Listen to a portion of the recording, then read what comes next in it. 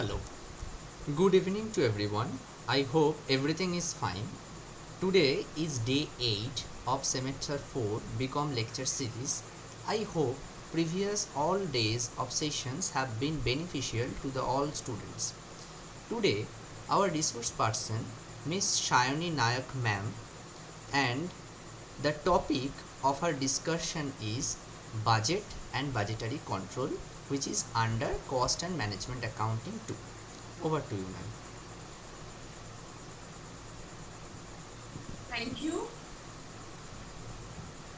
A good evening to all of you. I'm just sharing my screen first.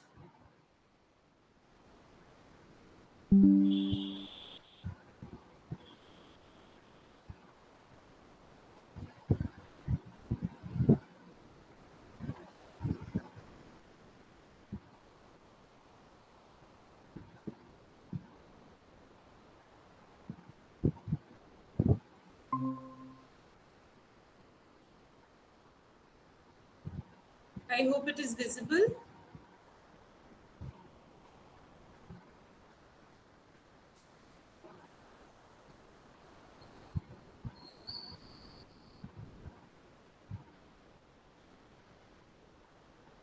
Okay.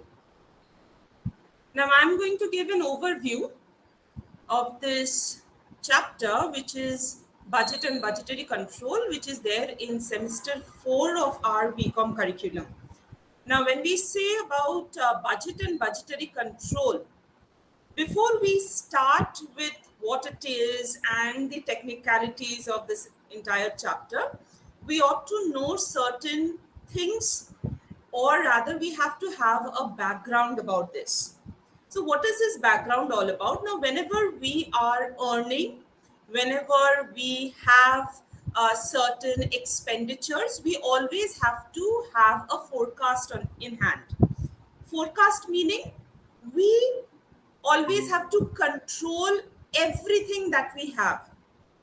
Control meaning I cannot just go ahead with the with spending every amount of money that I have. I cannot afford to spend all the time in something that I wish to. I cannot spend all my energy in some work, okay, a particular work. So what do we need to do? We need to have a balance. Okay, so whenever we are talking about this balance, we have to understand that all the resources which are available to us, just now as I said, time, money, energy, all these things are scarce, are limited. Okay, so whenever we have limited sources, we have to balance everywhere. Now when it comes to our, whenever we are talking about our expenditure, we have to also keep a budget over there. We have to understand how much to spend, where to spend, how to spend, and we ought to have a standard. We have to measure with the actual expenditures, and then we can go ahead with thinking about how we can control our expenditure. Okay, so now whenever this I talked about as an individual. Now if an individual does this, then obviously a business organization also has to go ahead with this. Why? Because a business organization also does not have an entire source of money, time, energy. It does not have all the resources which are there. I mean, unlimited things are not there. So what do we need to do? We need to have a plan for the future. It's just like a blueprint that we have in front of us. According to that blueprint, we go ahead and we can, go ahead with our our expenditures. We can go ahead with our planning. We can go ahead with our control, everything. And this has a technical term which is known as budget. Now, over here, budget, when I say, we ought to know what is this budget for, the technicalities of a budget, why is it required, what does it seem to, and why is it so important for a business organization. The major aspect is we do not have n number of resources, we do not have unlimited supply. We have to make all sorts of permutations and combinations, and then we can plan for the future. আমরা যদি এই প্রথমে এই ডিসকাশনটা না করি, আমরা যদি এই প্ল্যানিংটা আগে না করি, আমাদের এক্সিকিউশনে প্রবলেম হয়ে যাবে। তাহলে তাহলে তো ভবিষ্যতে গিয়ে পুরো কাজটাই ছড়িয়ে ফেলবো। তাহলে প্রথমে যদি আমরা প্ল্যান না করি তাহলে এগোতে পারবো না। তাহলে একটা বিজনেসের ক্ষেত্রেও কিন্তু এই প্ল্যানটা খুব দরকার। তাহলে ফার্স্টে আমি যাব হচ্ছে for the definition, or rather what we know as budget. Budget মানে কি?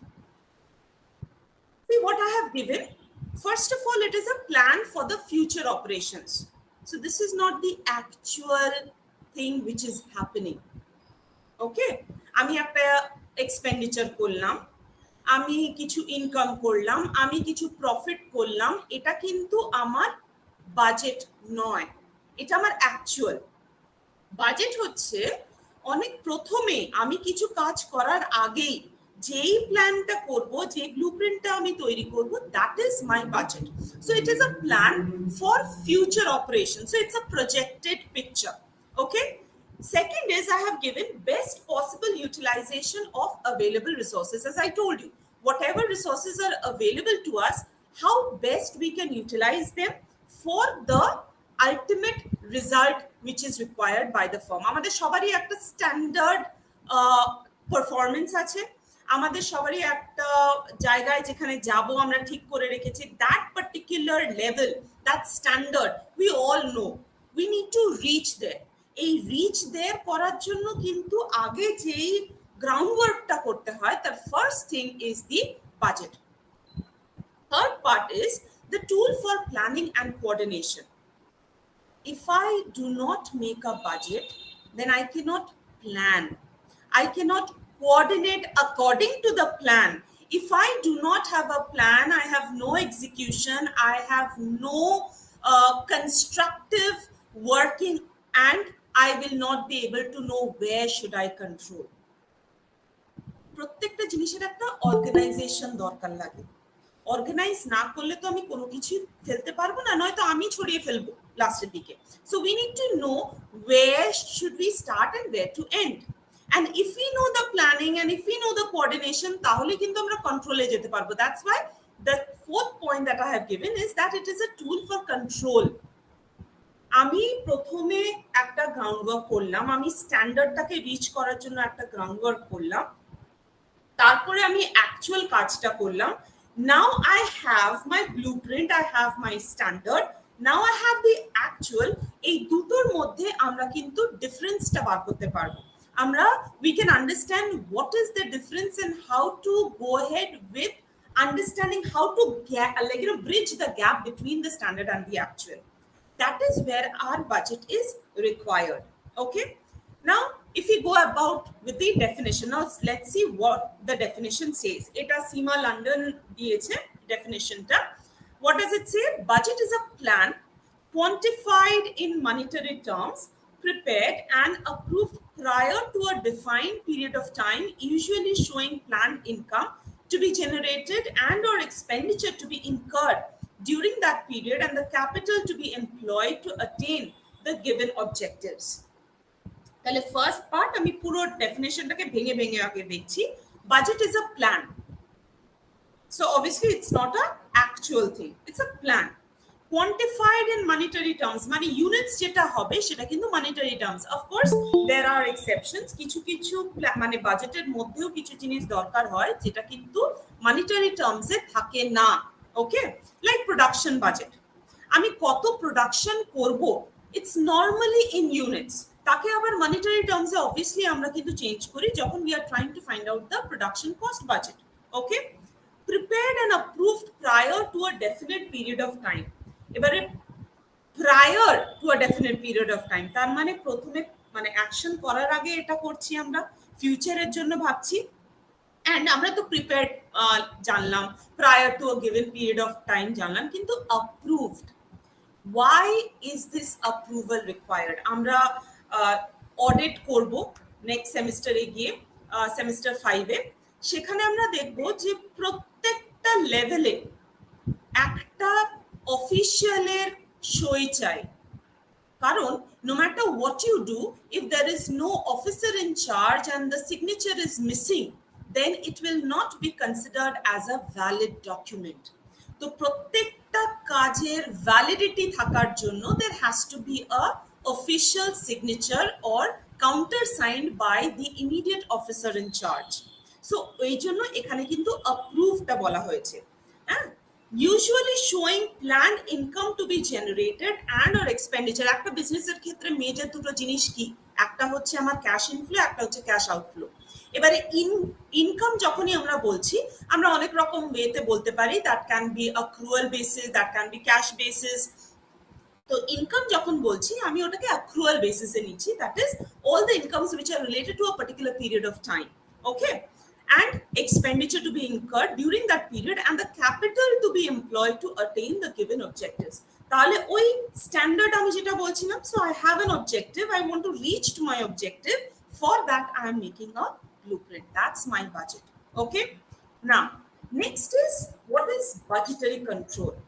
এতক্ষণ যে আমরা পড়ে এলাম যে বাজেট হচ্ছে একটা tool, it helps in in planning, in coordinating, in controlling। এই কাজগুলো কারা করে? এটা তো ম্যানেজমেন্ট করে। তাহলে ম্যানেজমেন্ট এখানে যা যা তার কাজ আছে, সে কিন্তু এই বাজেটটাকে একটা টুল হিসেবে ইউজ করে in order to carry out their duties, right? So see what I have given over here. Budget is used as a tool for helping the management to carry out the planning, coordinating and controlling functions. It's a system for planning and controlling cost.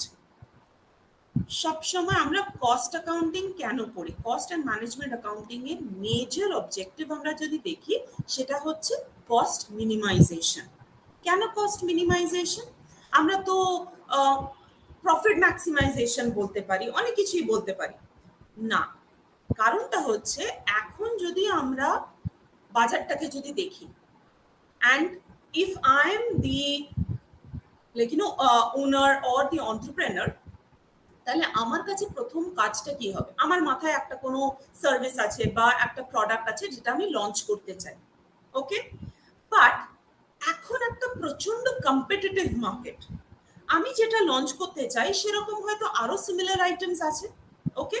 তো আমি একটা দাম ভেবে অনেক কিছু market research করে আমি ওই দামটাকে লঞ্চ করলাম, দাম মানে একটা পার্টিকুলার প্রাইসে আমি লঞ্চ করলাম, very good.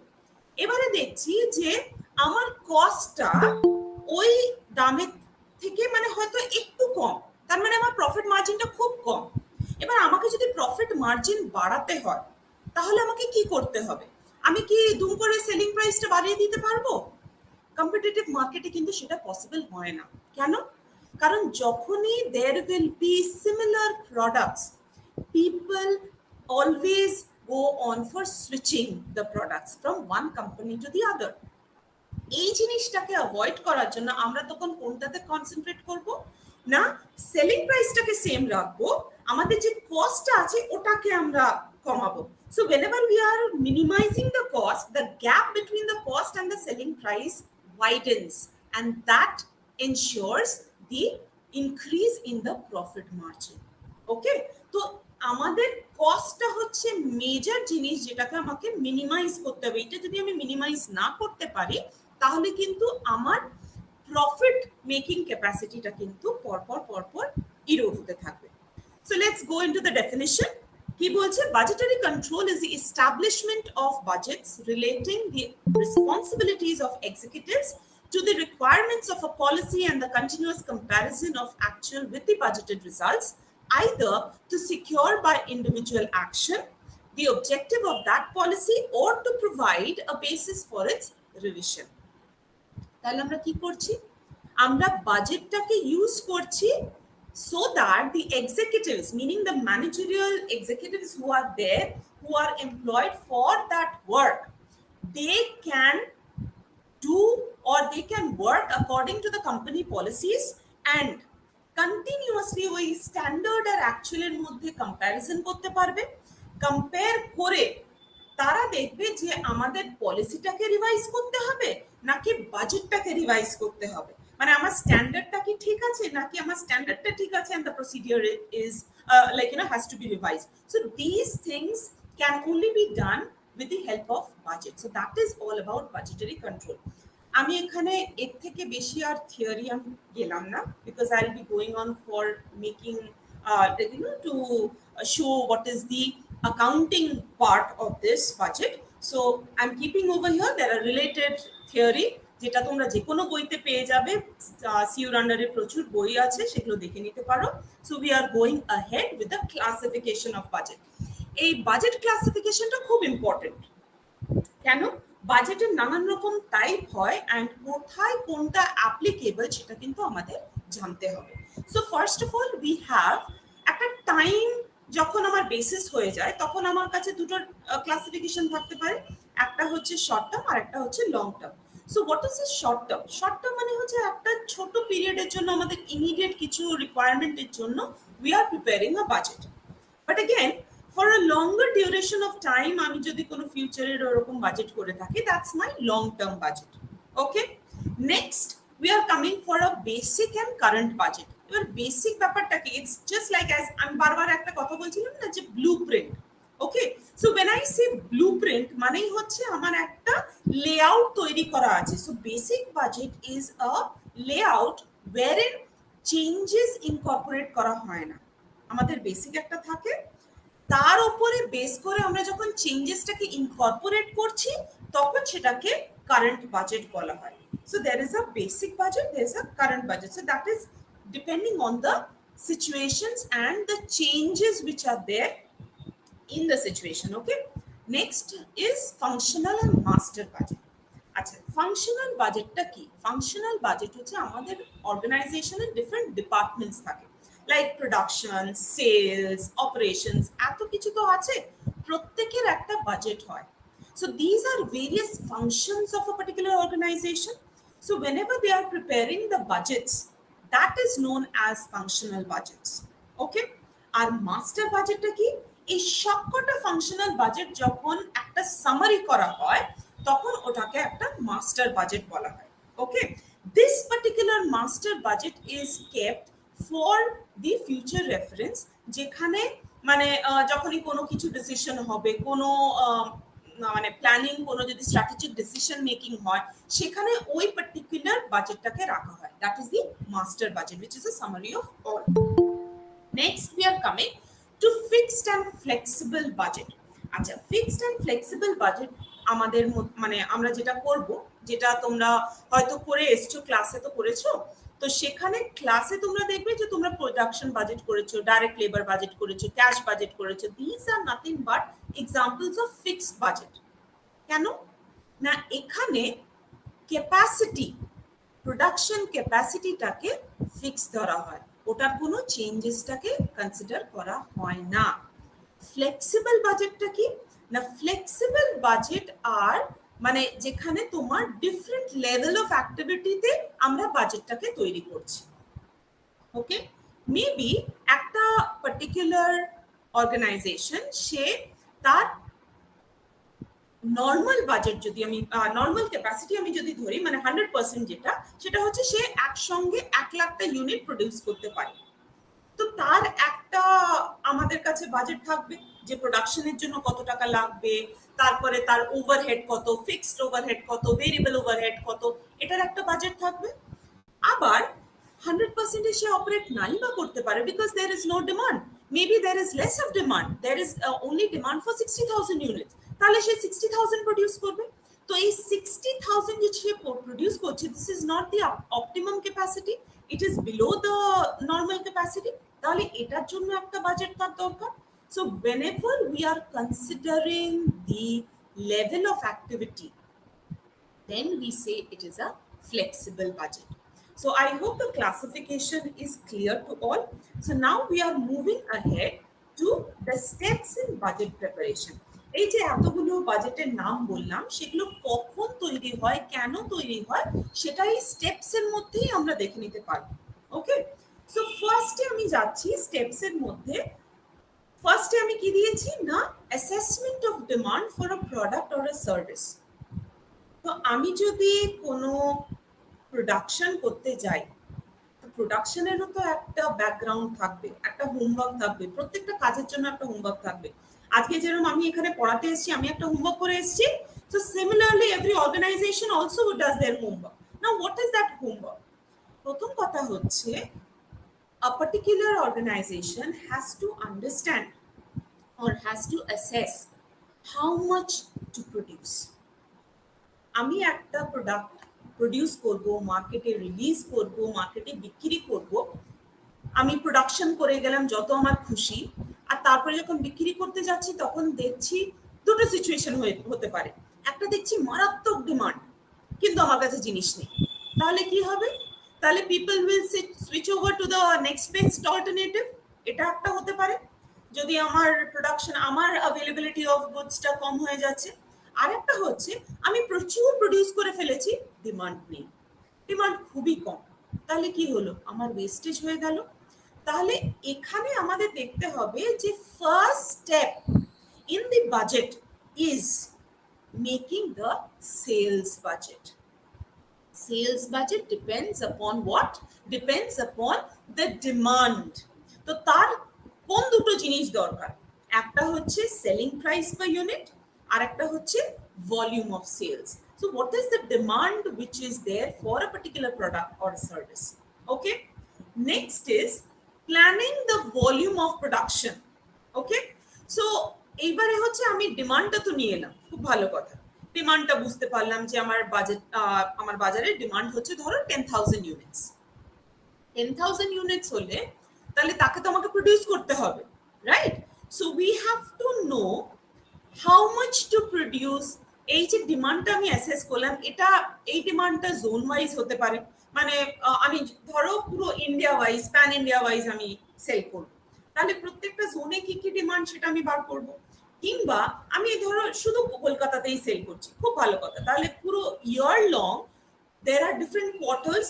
Okay, maybe first quarter এ কতটা ডিমান্ড, সেকেন্ড কোয়ার্টারে কতটা ডিমান্ড, বা মান্থলি কতটা ডিমান্ড, আমরা এগুলোকে অ্যাসেস করলাম।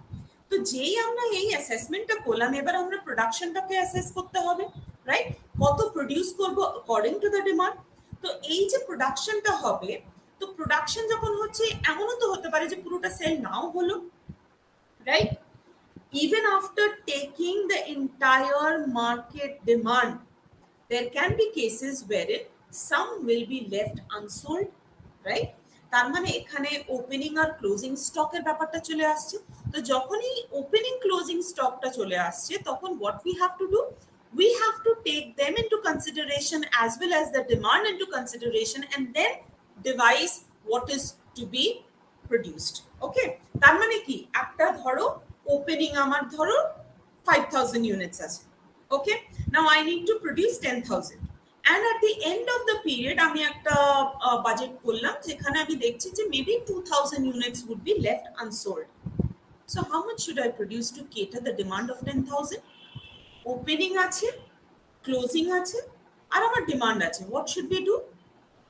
The thumb rule is আমার ক্লোজিং কতটা আমি আছে, ওকে, ক্লোজিং প্লাস মাই ডিমান্ড, যেটা আমার ডিমান্ড যেটা আছে, সেটাকে নিয়ে আমাদের সবকিছু নিয়ে আমাদের ক্যালকুলেশন করতে হবে, right?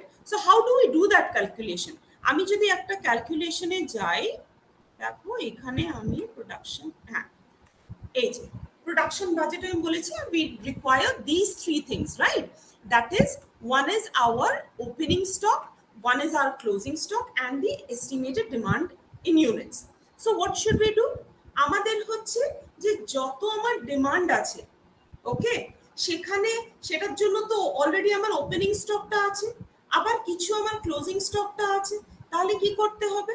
Opening stock plus demand less the closing stock will give my how much to be produced. ওকে, তো এই একটা ক্যালকুলেশন করলে পরে আমাদের একটা প্রোডাকশনটাতে চলে আসবে। Okay, so what is how much to be produced, আমি যদি এখানে লিখি,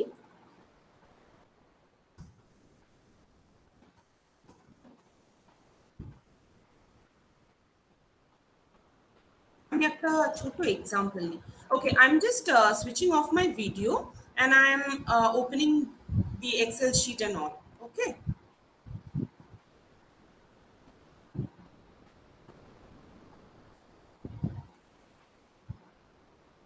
please tell me whether my Excel sheet is visible.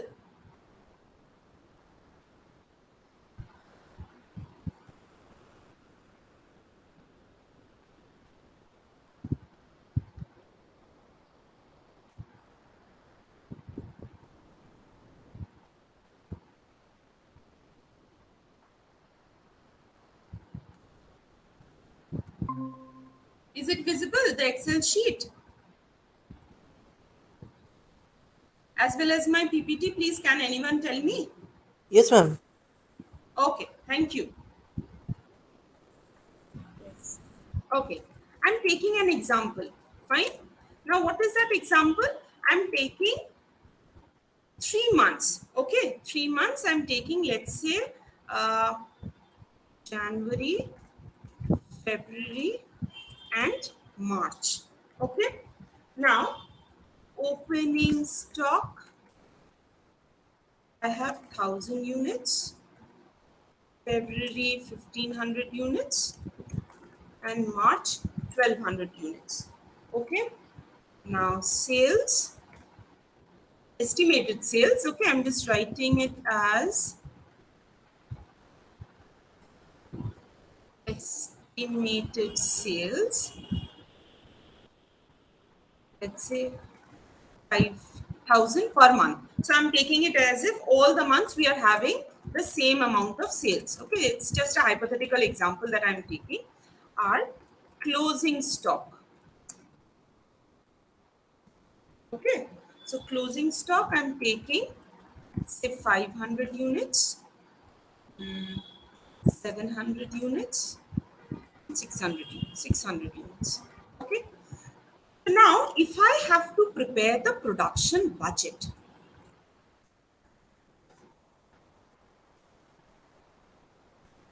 then how should we go ahead?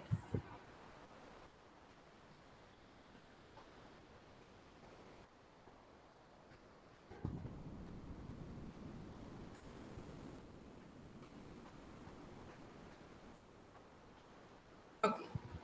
Production budget, first, what we will do? Sales. মানে আমাদের কতটা sales করছি, তাহলে এখানে যা যা আছে 3টে মাসের জন্য সেটা আমরা নিয়ে নিচ্ছি, all the months. Okay, so 5,000. As I said, আমার সেলস কতটা দরকার, ফাইন, যে এতগুলো আমি সেল করছি। এবারে ক্লোজিং স্টক আমি যদি দেখি, ক্লোজিং স্টক মানে হচ্ছে সেল করার পরে আমার যেটা বেঁচে যাবে, right?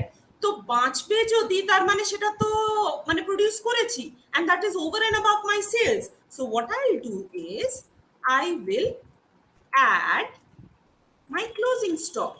Okay, closing stock, what I'll write, all these which are there I will add to each of the months, right? তাহলে ব্যাপারটা কি দাঁড়ালো?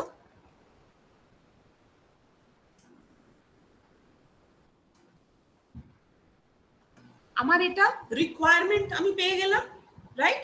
প্রত্যেক মাসে আমার এটা হচ্ছে রিকোয়ারমেন্ট। আমার সেলস একটা কি, আমার কাছে যা গুডস থাকে that can be utilized in two things, either একটা আমি সেল করছি আর একটা হচ্ছে আমি সেল করছি না, মানে সোল্ড আর আনসোল্ড।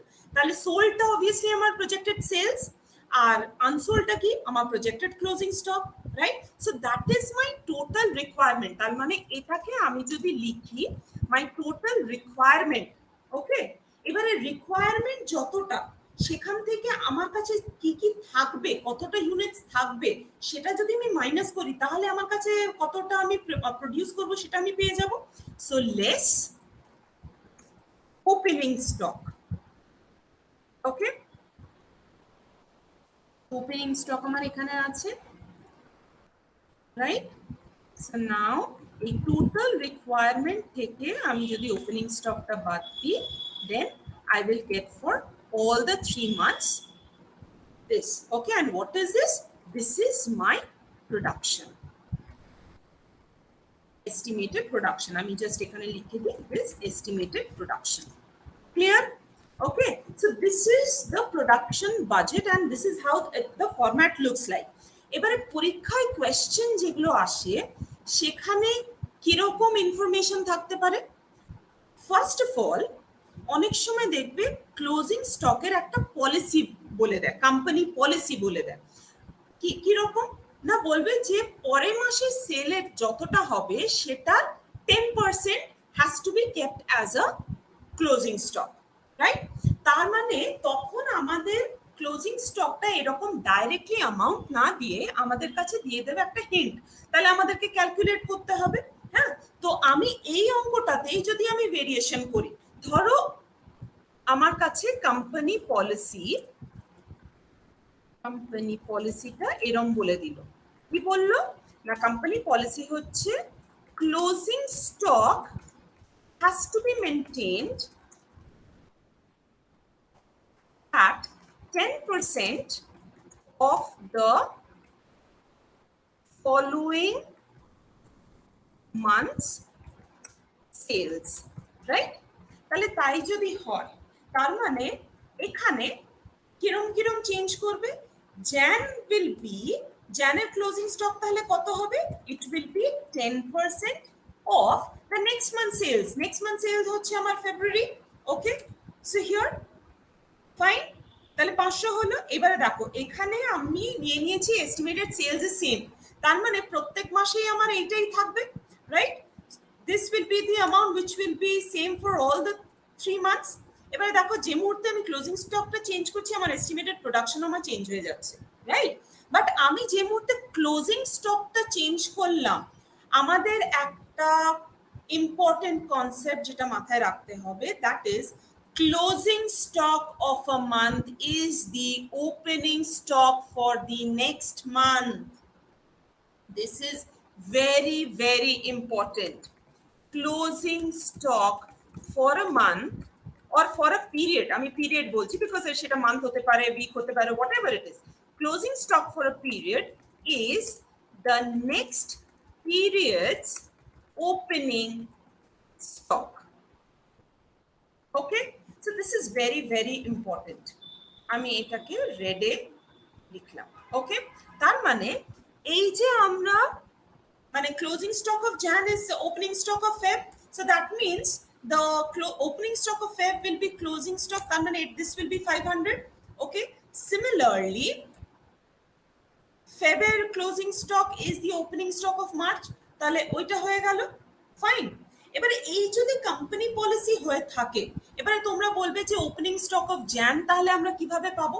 দেখো, if it is this company policy that the closing stock has to be maintained at 10% of the following month sales, তাহলে একটা জিনিস বুঝে দেখো, আমি এখানে লিখছি স্টেপটা, that is opening stock of Jan equals to closing stock of December, right? Okay, এই ক্লোজিং স্টক অফ ডিসেম্বর আমরা করছি।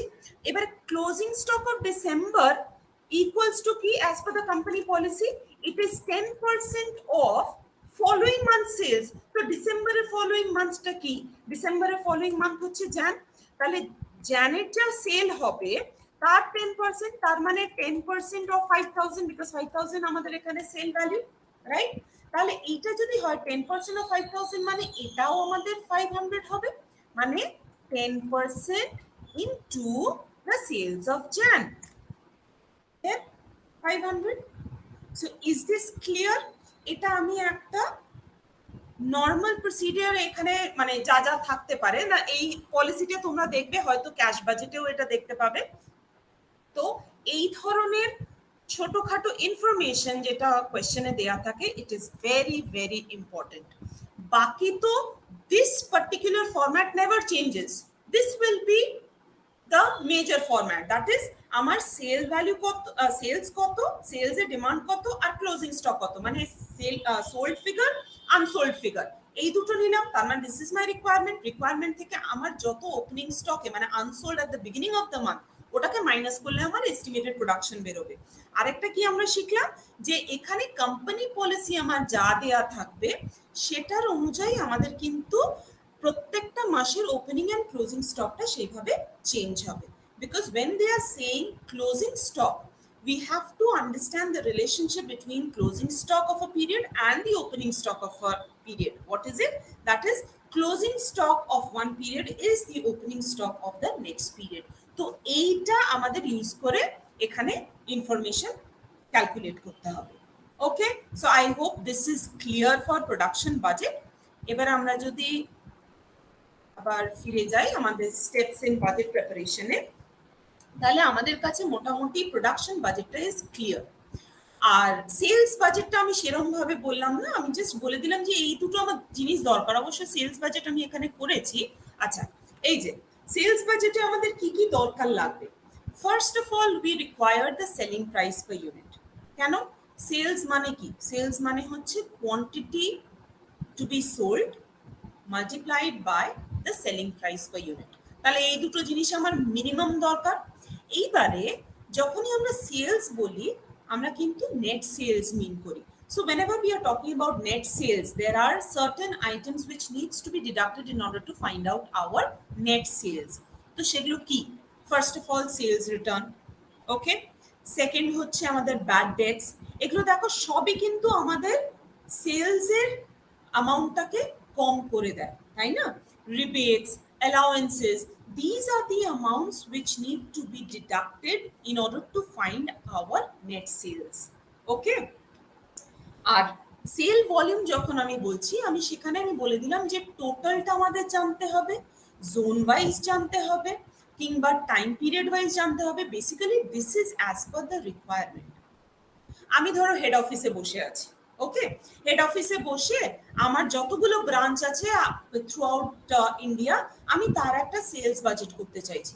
তাহলে তো আমাকে থ্রু আউট ইন্ডিয়া যখন বলছি, আইদার আমাকে মানে ধরো আমার মেজর মেট্রোপলিটন সিটিজে আছে, ওকে, ব্রাঞ্চেসগুলো, তাহলে মেট্রোপলিটন সিটি অনুযায়ী আমাকে সেলসগুলো দেখতে হবে, জোন অনুযায়ী দেখতে হবে, মেবি আমি মান্থলি দেখতে চাইবো কিংবা আমি হাফ ইয়ারলি দেখতে চাইবো, whatever it is, that is all depending on the requirement.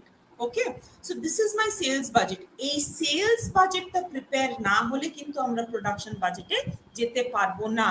Sales budget থেকে আমরা এই অ্যামাউন্টটা পাই, এই ফিগারটা, সেলসের যে ফিগারটা আমরা যেটা প্রোডাকশন বাজেট আমরা যেটা ইউজ করছি, that sales figure comes from the sales budget. তাহলে প্রথমে আমরা যদি স্টেপসে যাই, first step is my determination of the sales or the quantum to be sold. Okay, সেখান থেকে আমি যাচ্ছি হচ্ছে প্রোডাকশন বাজেটে, যে কত তাহলে আমাকে প্রডিউস করতে হবে।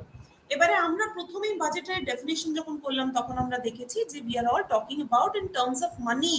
Okay, that budget has to be prepared in terms of money. So whenever we are talking about money, that means we have to find out the production cost budget now. এবারে production cost যখন আমরা বলি, তখন সেই কস্টের মধ্যে কি কি থাকে? আমরা এলিমেন্টস অফ কস্ট সেমিস্টার 2 তে পড়ে এসেছি তিনটে: মেটেরিয়াল, লেবার অ্যান্ড এক্সপেন্স।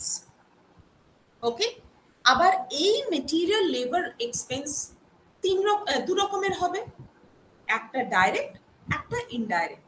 তো এই ইনডাইরেক্ট যেটা হবে, মানে indirect material, indirect labour, indirect expense, এই তিনটে মিলে ওটাকে ওভারহেড বলা হয়, রাইট? সো এটা তোমাদের জানা। জাস্ট আমি একটা রিক্যাপিচুলেট করছি যে তাহলে এখানে র মেটেরিয়ালস একটা থাকবে, আমার ডাইরেক্ট মেটেরিয়াল যেটাকে আমরা বলি, একটা আমার ডাইরেক্ট লেবার থাকবে, একটা আমার ডাইরেক্ট এক্সপেন্স থাকবে, আর বাকি ডিফারেন্ট হেডস অফ ওভারহেড থাকবে। কিরকম? আমরা কস্ট শিট যদি মনে করি, তাহলে কস্ট শিটে আমাদের ফার্স্টে ছিল ফ্যাক্টরি ওভারহেড, তারপরে ছিল আমাদের office and administration overhead, selling and distribution overhead, research and development overhead. তো এত যে ডিফারেন্ট হেডস অফ ওভারহেড থাকে, সেইগুলো আমাদের এখানে আসবে। তাহলে সব কিছু মিলিয়ে আমাদের কস্ট অফ প্রোডাকশন, তো সেটার প্রোডাকশন বাজেটটা হচ্ছে basically nothing but what ever we are trying to produce, তার একটা এস্টিমেটেড কস্ট। ওই এস্টিমেটেড কস্টে আমাদের কি কি থাকবে না, all the cost related to that particular production. ঠিক আছে, I hope that is clear. তাও আমি এখানে এই যে এক্সাম্পলটা আমি তোমাদের দিলাম, সেটাতেই আমি জাস্ট একটা ইনফরমেশন দিয়ে ওই প্রোডাকশন কস্ট বাজেটটা দেখিয়ে দিচ্ছি। ওকে, সো ফার্স্টে আমি জাস্ট একটা বলে দিই যে ধরো ডাইরেক্ট মেটেরিয়াল, আমি এখানে পার ইউনিট কস্ট লিখছি, right? So direct material, let's say rupees 10, direct labor, let's say rupees 7, then direct expenses maybe 5, okay, then variable overhead আমি জাস্ট ওভারহেড হিসেবেই নিচ্ছি, I am not distinguishing or আরো detailed মানে এতে যাচ্ছি না, মানে অফিস এন্ড অ্যাডমিনিস্ট্রেশন কিংবা সেলিং এন্ড ডিস্ট্রিবিউশন আমি অতটাই যাচ্ছি না, আমি সিম্পলি ভেরিয়েবল ওভারহেড আর ফিক্সড ওভারহেড হিসেবে দিচ্ছি, ওকে, অ্যান্ড পার ইউনিটেই আমি লিখছি। তো ভেরিয়েবল ওভারহেড ধরো it is coming as let's say 3, fine, and fixed overhead আমাদের ধরো I am taking it to be rupees, now fixed obviously একটা টোটাল অ্যামাউন্ট হয়, তোমরা সবাই জানো, let's say I am taking as rupees 20,000, okay, তাহলে এটা আমি একটা নিয়ে নিলাম। তাহলে আমাদের এখানে প্রোডাকশন কস্ট বাজেট কিভাবে হবে, it will be like this. ফার্স্টে আমি ওই তিনটে নিয়ে নিচ্ছি, আচ্ছা আমি সাইডে করছি, তাহলে পাশাপাশি করলে তোমরা রিলেট করতে পারবে, এইখানে করছি production cost budget, okay, again we'll have all the 3 months with us, তিনটে মাসে তো তিনটে ডিফারেন্ট অ্যামাউন্ট হবে, তো সেটা লিখে নিলাম, ওকে। এবারে বাঁদিকে যখন আমরা করব তখন আমাদের দুটো কলাম করব, what is it, the first one will be of particulars obviously, মানে যা যা আইটেম আমরা লিখবো সেটা,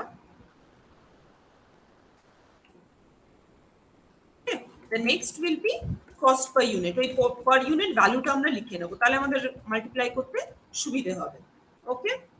আচ্ছা ফার্স্টে খুব ভালো হয় তোমরা যদি ইউনিটসটা আগে লিখে দাও, okay, units of production, right, মানে whatever we have got, এই অ্যামাউন্টটাকে এস্টিমেটেড প্রোডাকশন আমরা পেয়ে গেছি 5,000 units, you just take it and you write it for all the 3 months,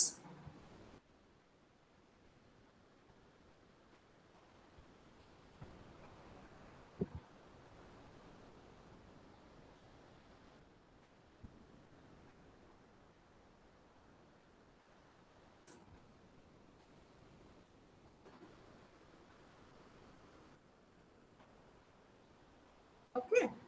আমি এখানে এক্সেলে করছি, so I'll show you after you get this, just draw a line, why, because এটা তো ইউনিটস এরপরে আমরা যেটা করব সেটা হচ্ছে everything in the format of the cost sheet that we have learned in sem 2, and ওটা cost per unit নিয়ে আমি প্রত্যেকটা মাসে মাল্টিপ্লাই করব, ওকে। সো ফার্স্টে যা যা আমাদের প্রথমে cost sheet এ আমাদের কি ছিল, first cost, what did we find out, we found out the prime cost, right? তো এখানে আমরা কি করব, প্রাইম কস্ট কিভাবে ভাগ ছিল, তিনটে পার্ট ছিল, একটা হচ্ছে ডাইরেক্ট মেটেরিয়াল, ডাইরেক্ট লেবার আর ডাইরেক্ট এক্সপেন্স, সো ওই তিনটে আমি এখান থেকে নিয়ে লিখে দিচ্ছি, ওকে। সো পার ইউনিট লেখা হয়ে গেল, তাহলে প্রত্যেকটা মাসে এগুলো মাল্টিপ্লাই করে হবে, রাইট,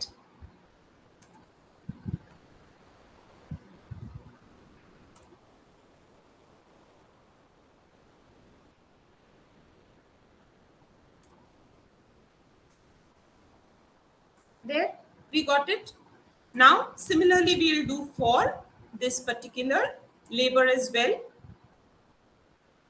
দেখো এখানে সবগুলোই 35,000 হবে, because the production units are same, okay.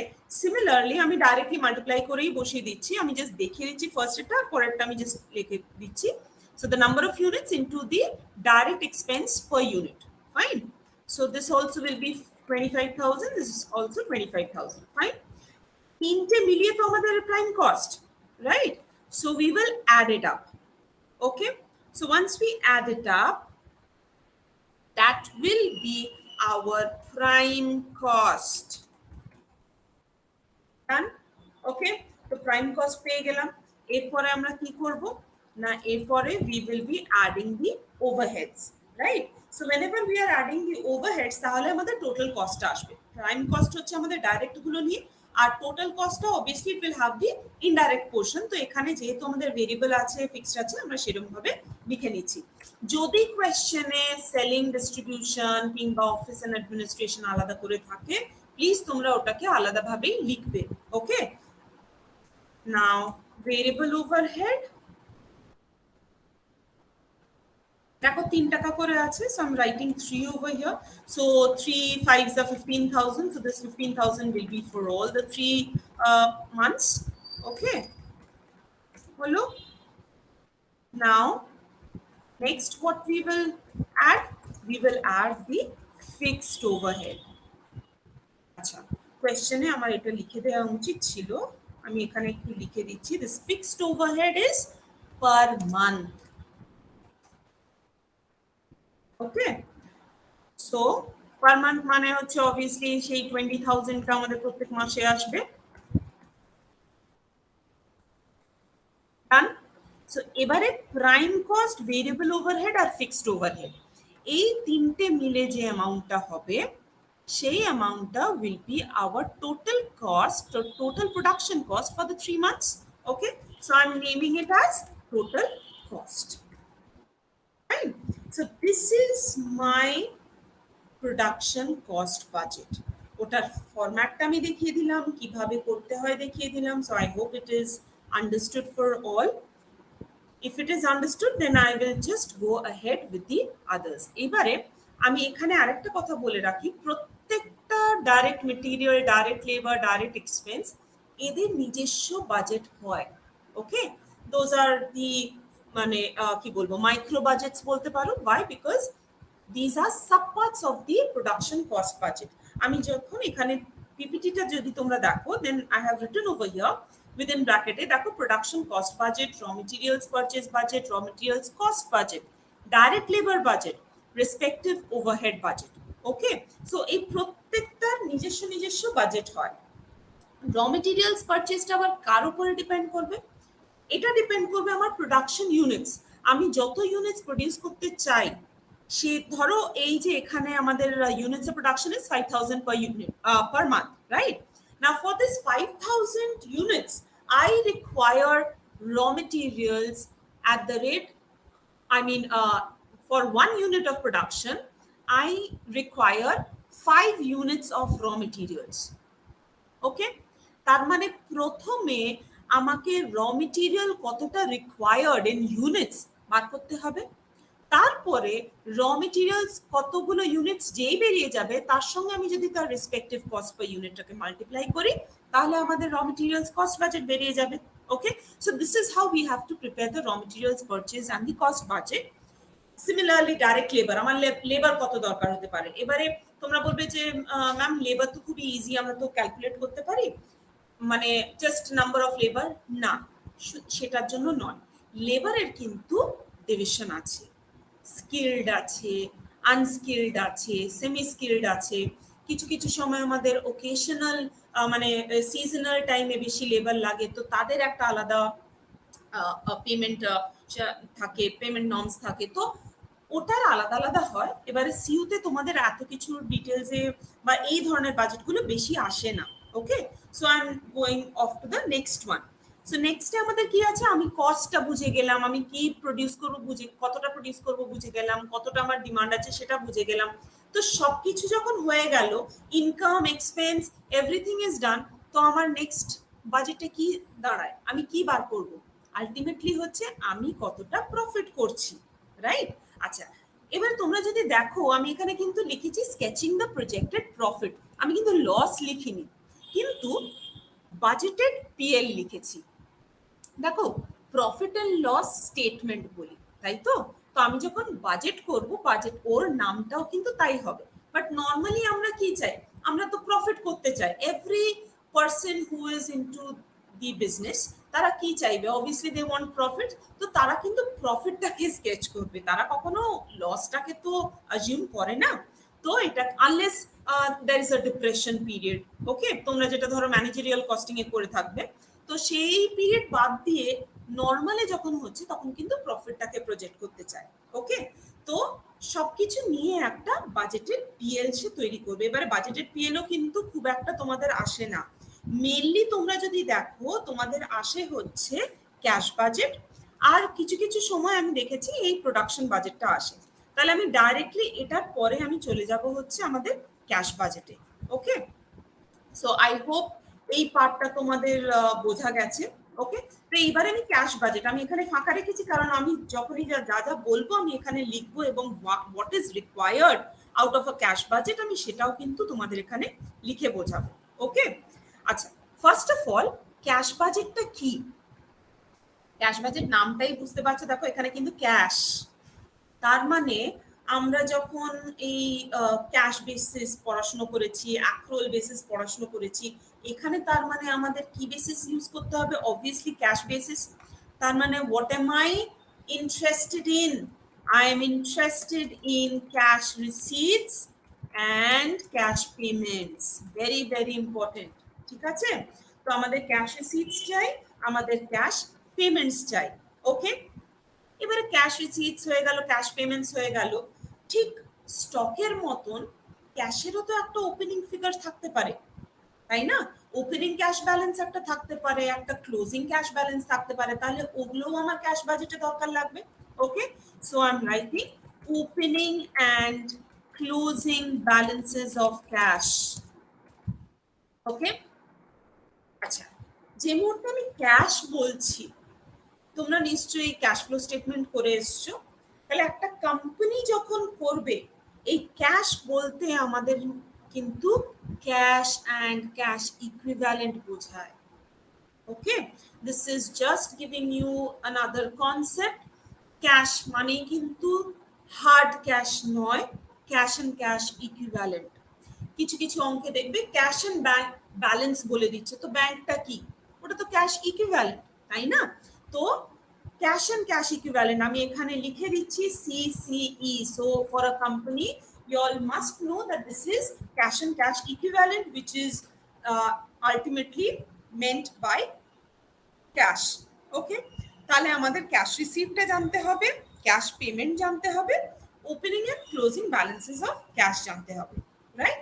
আচ্ছা, যে মুহূর্তে আমরা এটা জানছি, তো এই যে ক্যাশ রিসিটস বলছি, তার মানে তার সাথে সাথে we have to know the sources as well, কোথা থেকে আমার এই ক্যাশ রিসিটস আসছে, তাই না? That is very very important. আমি সোর্সই জানলাম না কোথা থেকে আসছে, তাহলে আমি রিসিটসটাকে জোগাড় করবো কি করে? টোটালি ক্যাশ রিসিটসটা আমরা বার করবো কি করে, রাইট? তো ক্যাশ রিসিটসে যদি আমি সোর্স বলি, তাহলে ফার্স্ট অফ অল আন্ডারস্ট্যান্ড, একটা হচ্ছে তো আমার ক্যাশ ইন হ্যান্ড, মানে ক্যাশ অ্যান্ড ব্যাংক ব্যালেন্স আমার কাছে যেটা আছে, রাইট? দেখো রিসিটস বলতে আমরা নর্মালি ওটাকে আমরা বলছি না, আমরা opening and closing balance of ক্যাশটাকে আলাদা করেই দেখাই এখানে। ওকে, আমি ফরম্যাটে পরে আসছি, বাট রিসিট বলতে কোথা থেকে আমার ক্যাশটা আমি পাবো? ফার্স্ট হচ্ছে cash sales. Okay, right away I am getting the amount of cash, fine, আমি সেল করছি, টাকা কালেক্ট করছি, ফাইন। কিন্তু এখন যদি আমরা দেখি বিজনেসে 99% কিন্তু আজকাল ক্রেডিটে হয়। বড় বড় বিজনেস তোমরা যদি দেখো, কেউ কিন্তু নিজের পকেট থেকে বিজনেস করে না। বিজনেসটা কিভাবে হয়? বিজনেসের ক্যাশ আসবে, সেই ক্যাশটা দিয়ে রোল করব। পকেট থেকে যদি টাকা দিতে হয়, সেটা তাহলে তো আর বিজনেস রইল না, তাই না? তার মানে আমাদের ক্রেডিটে বিজনেস করতে হবে। তো ক্রেডিটে যদি বিজনেস করি, তার মানে তক্ষুনি তো আমি টাকা পাবো না, রাইট? আমরা তার মানে পরে পাবো। তাহলে ক্যাশ সেলের কাউন্টার পার্ট হচ্ছে ক্রেডিট সেলস। এবার credit sell does not mean that I am getting the cash right away, isn't it?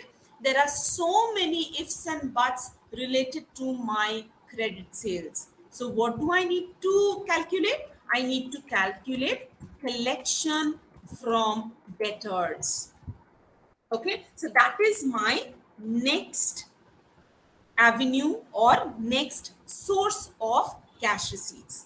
Fine, হলো ক্যাশ সেল হয়ে গেল, কালেকশন ফ্রম ডেটার্স হয়ে গেল, তাহলে এগুলো হচ্ছে আমাদের মানে ভেরি কি বলবো, এগুলো ছাড়া আমাদের রিসিটসটা ঠিক সেই মতন হয় না।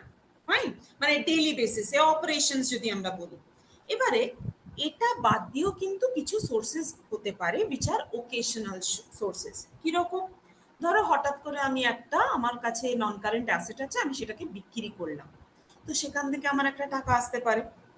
আমি আমার কাছে কিছু এক্সট্রা ক্যাশ ছিল, আমি সেটা ফিনান্সিয়াল ইনস্ট্রুমেন্টসে ইনভেস্ট করেছি, ধরো shares of another company or debentures of another company.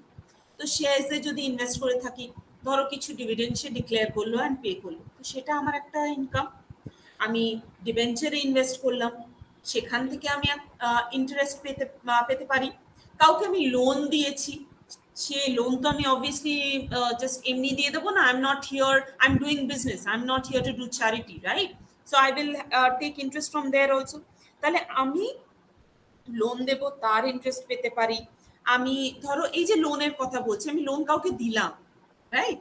তো লোনটা সে যখন আমাকে পে করছে, রিটার্ন করছে, right, not just the interest part, আমাকে যখন সত্যি সত্যি লোন সে ফেরত দিচ্ছে, আমার যদি সেটা বাজেট পিরিয়ডের মধ্যে হয়, তাহলে সেটাও আমার একটা সোর্স অফ ইনকাম হয়ে যাচ্ছে, সোর্স অফ রিসিট হয়ে যাচ্ছে, রাইট? তাহলে অনেক কিছু আছে যেখান থেকে কিন্তু আমরা টাকা পেতে পারি। So that also should be mention. তাহলে আমি এখানে আমি লিখে দিচ্ছি, ধরো repayment of loans granted, fine. Next হচ্ছে ইন্টারেস্ট রিসিভড, ডিভিডেন্ড রিসিভড, এটা হচ্ছে যদি আমি ইনভেস্ট করে থাকি, ওকে। নেক্সট হবে হচ্ছে আচ্ছা, ইন্টারেস্ট রিসিভ মানে হচ্ছে আমি কিন্তু I am talking about both the things, মানে আমি কাউকে লোন দিলাম সেখান থেকে টাকা পেলাম, কিংবা আমি ডিবেঞ্চারে ইনভেস্ট করলাম সেখান থেকে ইন্টারেস্ট পেলাম, দুটোই কিন্তু আমি এখানে বলে দিচ্ছি, okay. So I am not going into other things, but these are also দেয়ার।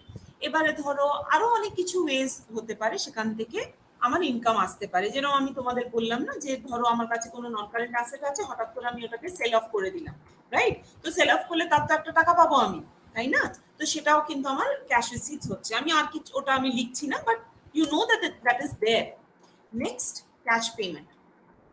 কিভাবে আমি রিসিভ করলাম, এই ধরো প্রথম দুটো আমি যদি ধরি, cash sale and collection from debtors, এটা ঠিক ওই কয়েনের ফ্লিপ সাইড যেরকম হয়, তো এদের ফ্লিপ সাইডটা কি হবে? প্রথমটা হবে হচ্ছে ক্যাশ পারচেজ, রাইট? আমি যদি সেল করি, আমি তো পারচেজও করতে পারি, তাই না? উল্টো দিকে আমি পারচেজও তো করতে পারি, তো তার একটা ক্যাশ পেমেন্ট হয়। তো ইমিডিয়েট যদি আমি পেমেন্ট করি ক্যাশে, তাহলে সেটা আমার একটা ক্যাশ পেমেন্ট হচ্ছে। আবার আমি যদি ধরো আমি কাউকে ক্রেডিট দিচ্ছি, আমি তো অন্য কারোর কাছে ক্রেডিটটা পেতেও পারি, তো সেই যে আমি ক্রেডিটটা পেলাম, তো তাকে আমাকে পেমেন্ট করতে হবে পরের দিকে, তাহলে payment made to suppliers or vendors. আচ্ছা, নর্মালি তোমরা তো ক্লাস 11-12-এ পড়ে এসছো, ইভেন FA1-এও পড়েছো, আমরা সাপ্লায়ার নর্মালি গুডসের সঙ্গে কানেক্ট করি টার্মিনোলজিটা, আর ভেন্ডারটা নর্মালি আমরা নন কারেন্ট অ্যাসেটদের সঙ্গে কানেক্ট করি। মানে যদি আমরা নন কারেন্ট অ্যাসেট কিনি ক্রেডিটে, তখন আমরা ভেন্ডার বলি, যার কাছ থেকে কিনেছি। আর গুডস যখন কিনি, তখন যার কাছ মানে ক্রেডিটে যদি কিনি, তাহলে যে যার কাছ থেকে কিনছি তাদেরকে আমরা সাপ্লায়ার অফ গুডস বলছি, right? Normally these are the terminologies which are in I mean dealt with, fine. আচ্ছা, তো এটা একটা হতে পারে।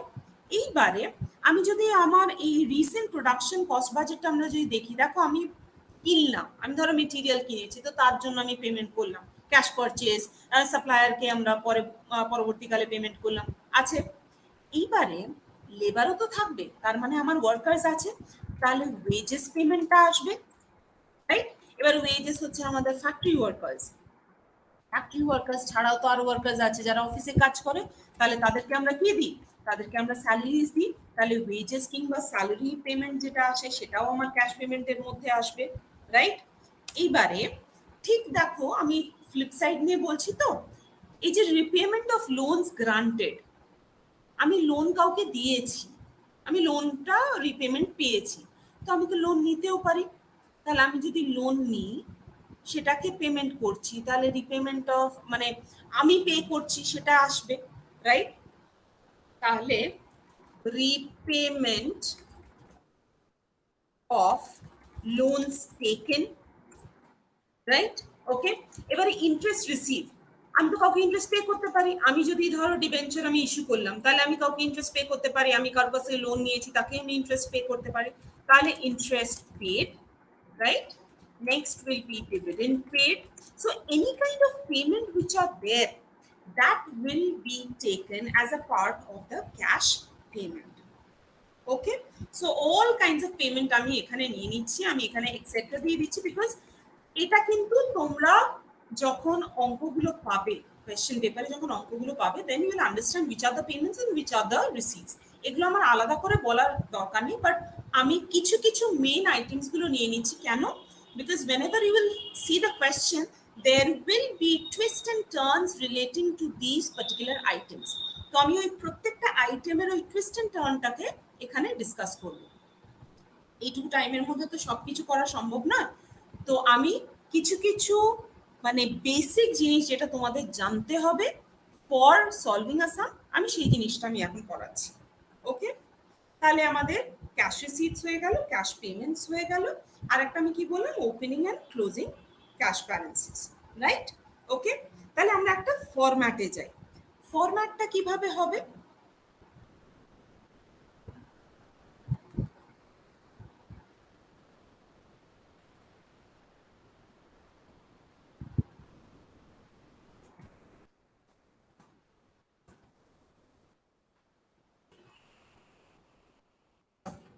হ্যাঁ, ফরম্যাট অফ ক্যাশ বাজেট আমরা কিভাবে করব? আমার কাছে যা যা মানে ইটস লাইক যা যা ইনফ্লো আমি প্রথমে টোটাল করব, সেখান থেকে প্রজেক্টেড আউটফ্লোস গুলো মাইনাস করব, দিয়ে আমাদের কি ব্যালেন্স থাকবে আমি সেটা লিখব, right? So this should be my entire idea. I need to understand what are my total cash inflows, my total cash outflows, and দুটোর মধ্যে ক্যালকুলেশনটাকে কম্পেয়ার করে will find out what would be our projected cash balances at the end of the month or the period concerned, right? Okay, তাহলে ফার্স্টে I start with opening. আচ্ছা, আমি ধরেই নিচ্ছি ধরো মান্থলি ক্যাশ বাজেট করছি, রাইট? মানে আমাদের এখানে যে 3টে মাস আমি নিয়েছিলাম, ধরো এখানে আমরা ওই একটা কোয়ার্টারের জন্য আমি ক্যাশ বাজেট তৈরি করছি। ওকে, jan feb and march, right? So if that is the case, then what we will take, first of all we will take opening balance of cash. Okay, so this is my first item. Okay, so that's a cash inflow. I hope all of you know that, right? আমার কাছে আছে, এটা বাড়বে কি করে? আমি যদি cash রিসিটস পাই, তাহলে we will add with cash receipts. এবার ক্যাশ রিসিটস এর মধ্যে তো অনেকগুলো আইটেম আছে, তাই না? তো সেগুলোকে একটা একটা করে আমরা লিখবো। তাহলে এই যে এখানে আমি ক্যাশ সেলস বলেছি, তারপরে কালেকশন ফ্রম ডেটার্স বলেছি, তাহলে এটাকে 1 2 3 করে পরপর পরপর লিখবো। So cash sales, next would be collection from debtors,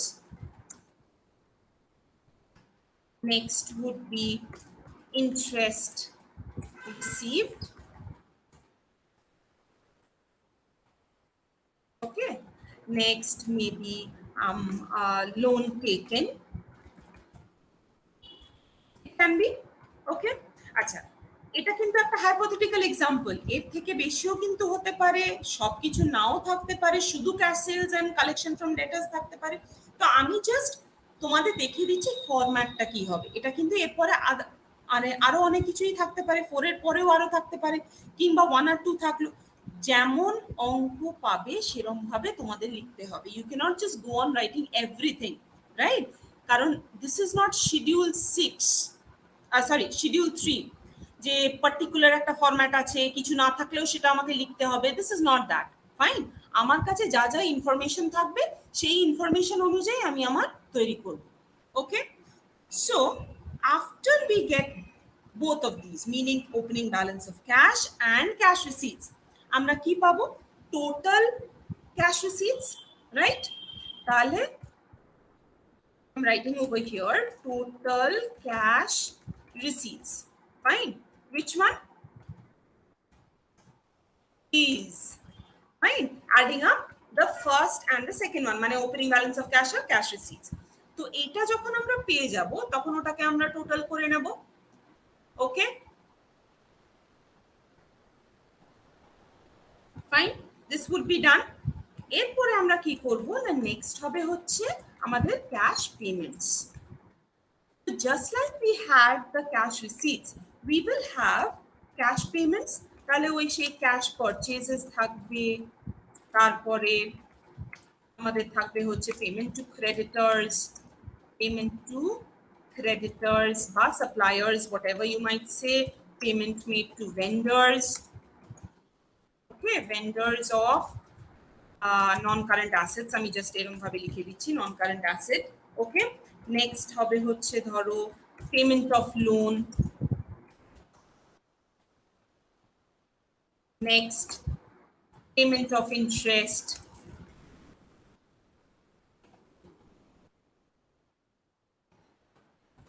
আবার কিছু কিছু সময় দেখবে ট্যাক্সও থাকবে, okay. So payment of taxes, payment of rent হতে পারে, স্যালারিজ হতে পারে, ওয়েজেস হতে পারে, আমি সবই এরকম ভাবে একটা জাস্ট ফরম্যাট হিসেবে আমি লিখে দিচ্ছি, ওকে ফাইন। সো নাও এই যে পেমেন্টস এর এত কিছু আছে এরও তো একটা টোটাল হবে, fine. So we will write it as total cash payments. Okay. So here also we will find out the total, respective totals. Fine. এই আমাদের এটা হয়ে যাবে। এইবারে আমাদের কাছে কি আছে, টোটাল রিসিটস আছে, টোটাল পেমেন্টস আছে, ওকে। তো তাহলে আমরা কি পাবো, ক্যাশ রিসিটস আছে, ক্যাশ পেমেন্টস আছে, এই দুটোকে যদি আমরা ট্যালি করি, মানে we compare, what we will get the projected closing cash balance, okay, budgeted closing cash balance, okay। মানে আমার টোটাল রিসিটসটা যদি আমি এ বলে ডিনোট করি and total cash payments টা আমি B বলে denote করি, then this budgeted closing cash balance would be A minus B.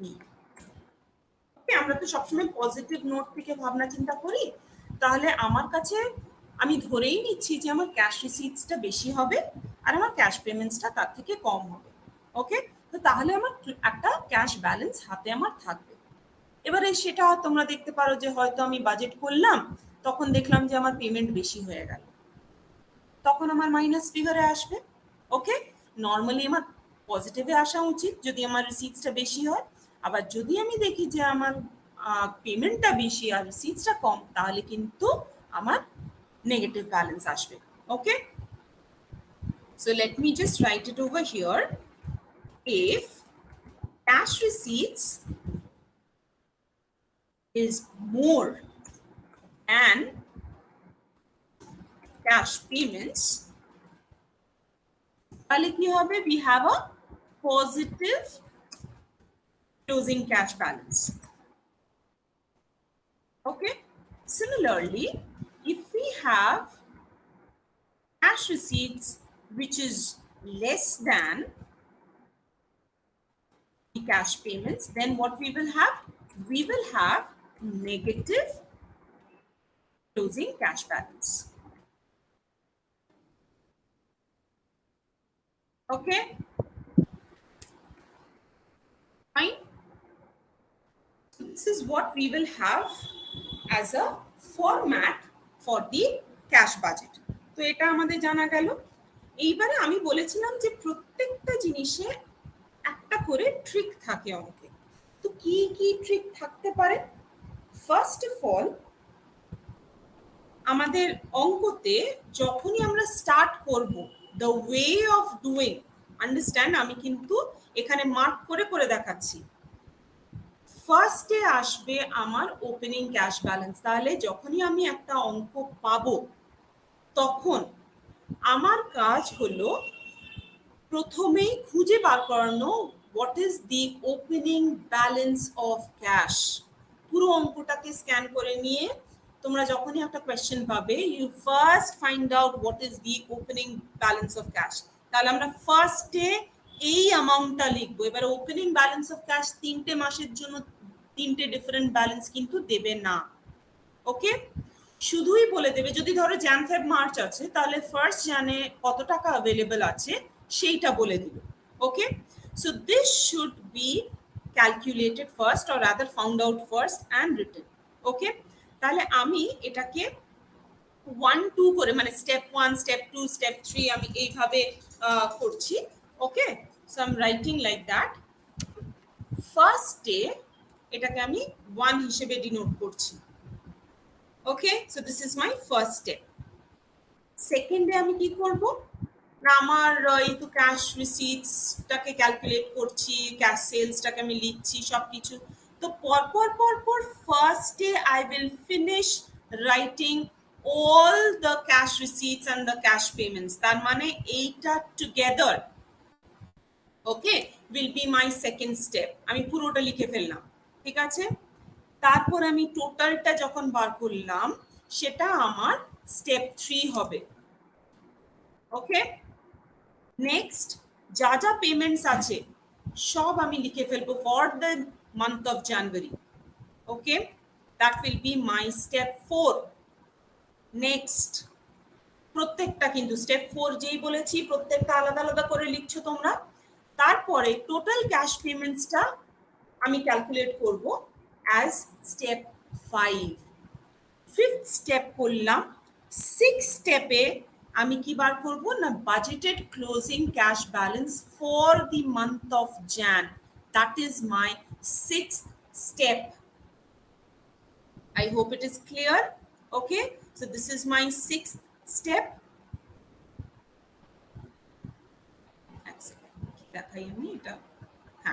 Okay, so this is my order of working.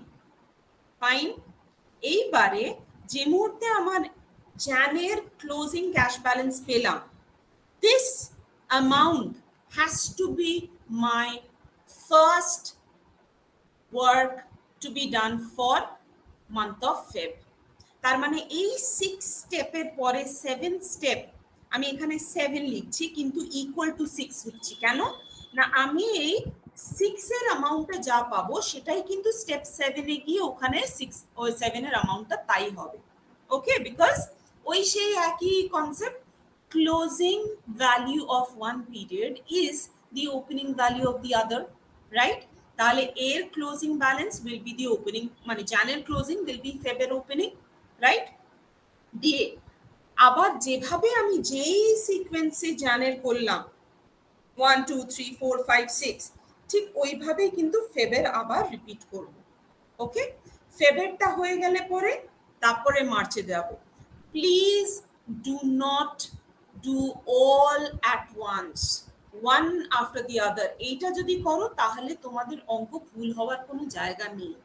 Okay, so this has to be done, this sequence have to be maintained. Clear?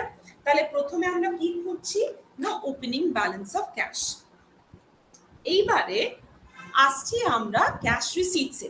এবার cash রিসিটসে normally এই cash sales আর collection from ডেটার্সে normally একটা কোনো company policy দেওয়া থাকে, right. সেই কোম্পানি পলিসি অনুযায়ী কিন্তু আমাদের ক্যালকুলেশন করতে হয়। তো আমি এইখানে একটুখানি কোনো একটা পলিসি ধরো আমি লিখছি, ধরো সেলসের জন্য এরকম ধরো পলিসিটা বলছে ওরা যে every month experiences cash sales of 10%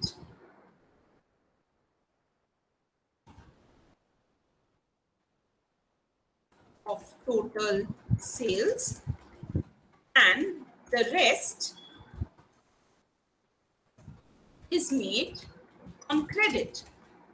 তার মানে প্রত্যেকটা মাসের যে সেলস তার 10% হচ্ছে ক্যাশ, 90% হচ্ছে ক্রেডিট। ওকে, এবারে ক্রেডিট সেল মানে তো সেই মাসে আমি টাকা পাবো না। নর্মালি আমি যদি ধরে নিই মিনিমামে যে 1 মাসের টাইম দিয়েছে, ক্রেডিট পিরিয়ড যদি দিয়েছে, তার মানেটা কি 1 মাস পরে ও পেমেন্টটা করতে পারবে, রাইট? সো পেমেন্টটা যদি করতে পারে 1 মাস পরে, for me the cash receipt, the cash inflow will come after 1 month, right? So these things have to be done very carefully. ধরো এখানে বললাম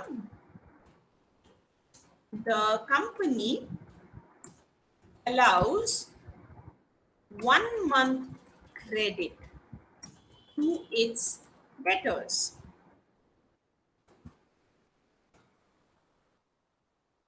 Okay, তার মানে এটা হতে পারে, কিংবা এটা আমি একটা কেস হিসেবে নিলাম, এটা ধরো কেস 1 নিলাম। আবার কিছু সময় এরকম হতে পারে আরো একটা টাইপের তোমার কি বলবো কোম্পানি পলিসি দিতে পারে। কিরকম না, বলে দিল যে say 25% sales are made for cash and the balance is made on credit. Okay, দিয়ে বললো যে half of the credit sales are half of the credit sales is received in the same month and the remaining half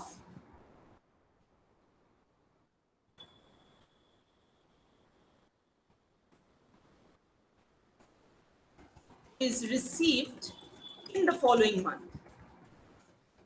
Okay, this can also be done. তাহলে এটার কেসে কি হবে? এটার কেসে হচ্ছে যে যা আমার টোটাল সেলস থাকবে তার 1/4 হচ্ছে ক্যাশ সেই মাসে হচ্ছে, আর বাকিটা ক্রেডিট, মানে 75% ও 3/4। এবারে 3/4-এরও আবার হাফটা আমি সেই মাসের শেষে পাচ্ছি আর বাকিটা আমি পরের মাসে পাচ্ছি। তো এই যদি কেস হয় তাহলে আমরা কিভাবে ক্যালকুলেশন করব? ওকে, লেটস সে আমি এখানে একটা 4টে মাসের সেলস আমি লিখে নিচ্ছি। ওকে, লেটস সে দিস করো jan feb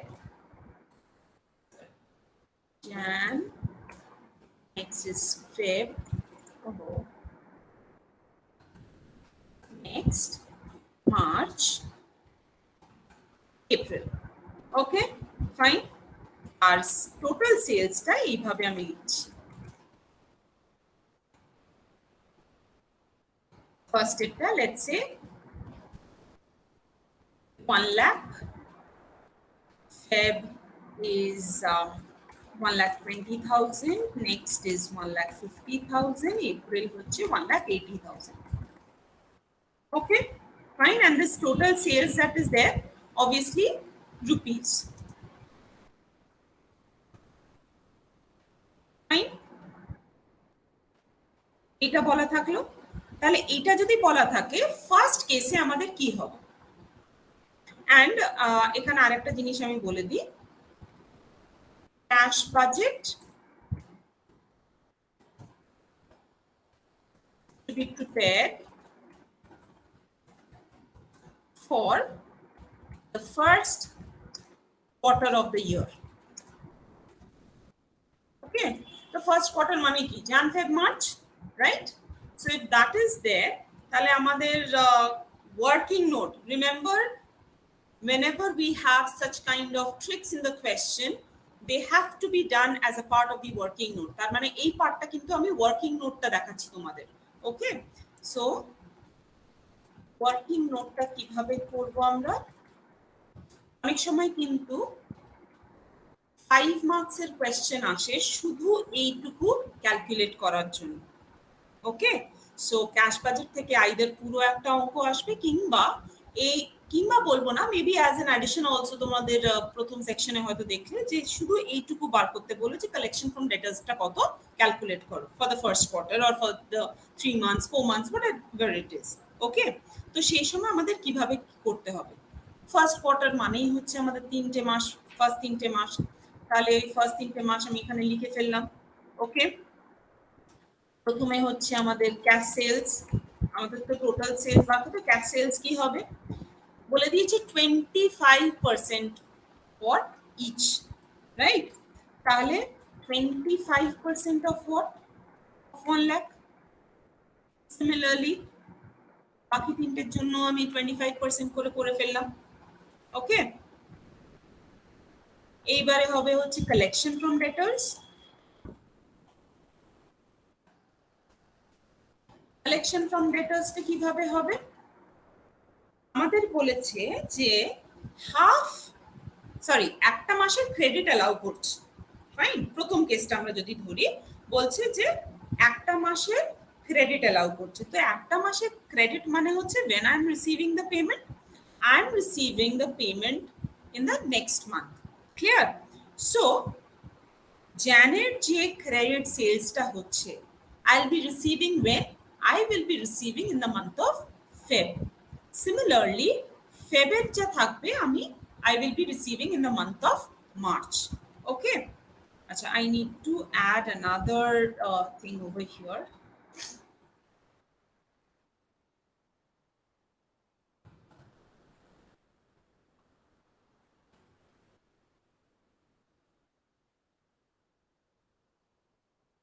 আমি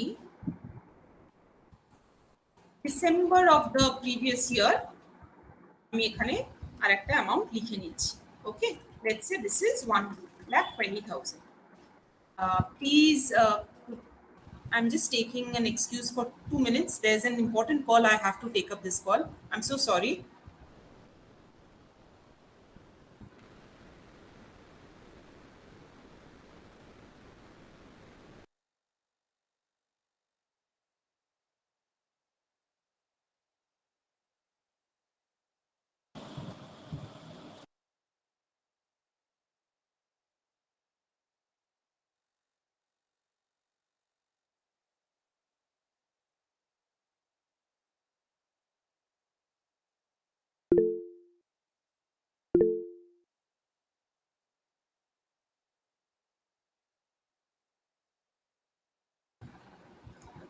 Can everyone hear me?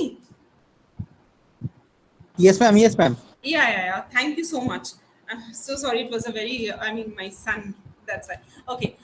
Coming back to this, as I was saying, that whatever is the sales made in 1 month, out of that, 90% is my sales for the next month, right? Oh, I just confused over here. Actually, I took 2 cases. Let me take for case 1. So it will not be 25%. I'm sorry. It will be 10% for the first case. Okay. Yes. For the first case is 10% and 90%. So 10% is the cash sales. So যে মাসে sales হয়েছে সেই মাসে আমি টাকাটা পেয়ে যাচ্ছি। Okay. Coming to collection from debtors, তার মানে ওটা হচ্ছে 90%. Now, if I'm getting 1 month credit, mark my words, 1 month credit মানে হচ্ছে যে মাসে আমি সেল করছি সেই মাসে আমি পাচ্ছি না, but the next month I'm getting the money, okay, from the debtors. So if I'm getting the money from the debtors next month, then how would it be? তার মানে জানে আমি কোন মাসের টাকাটা পাবো, obviously ডিসেম্বরের। তার মানে I'm getting 90% of the sales, credit sales made in December. Okay, so similarly,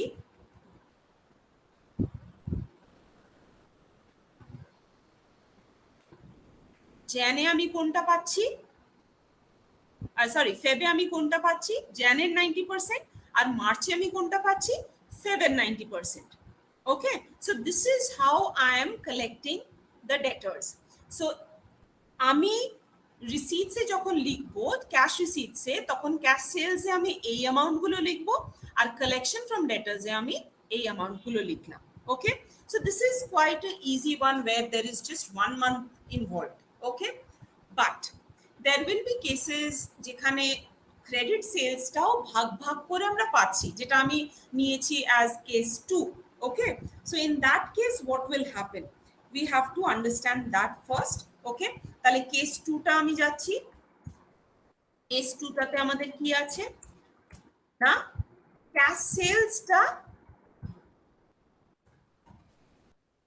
is 25%, right? So 25% of the respective month sales, fine. So 25,000, then we have 30,000 and 37,500. So this is my cash sales.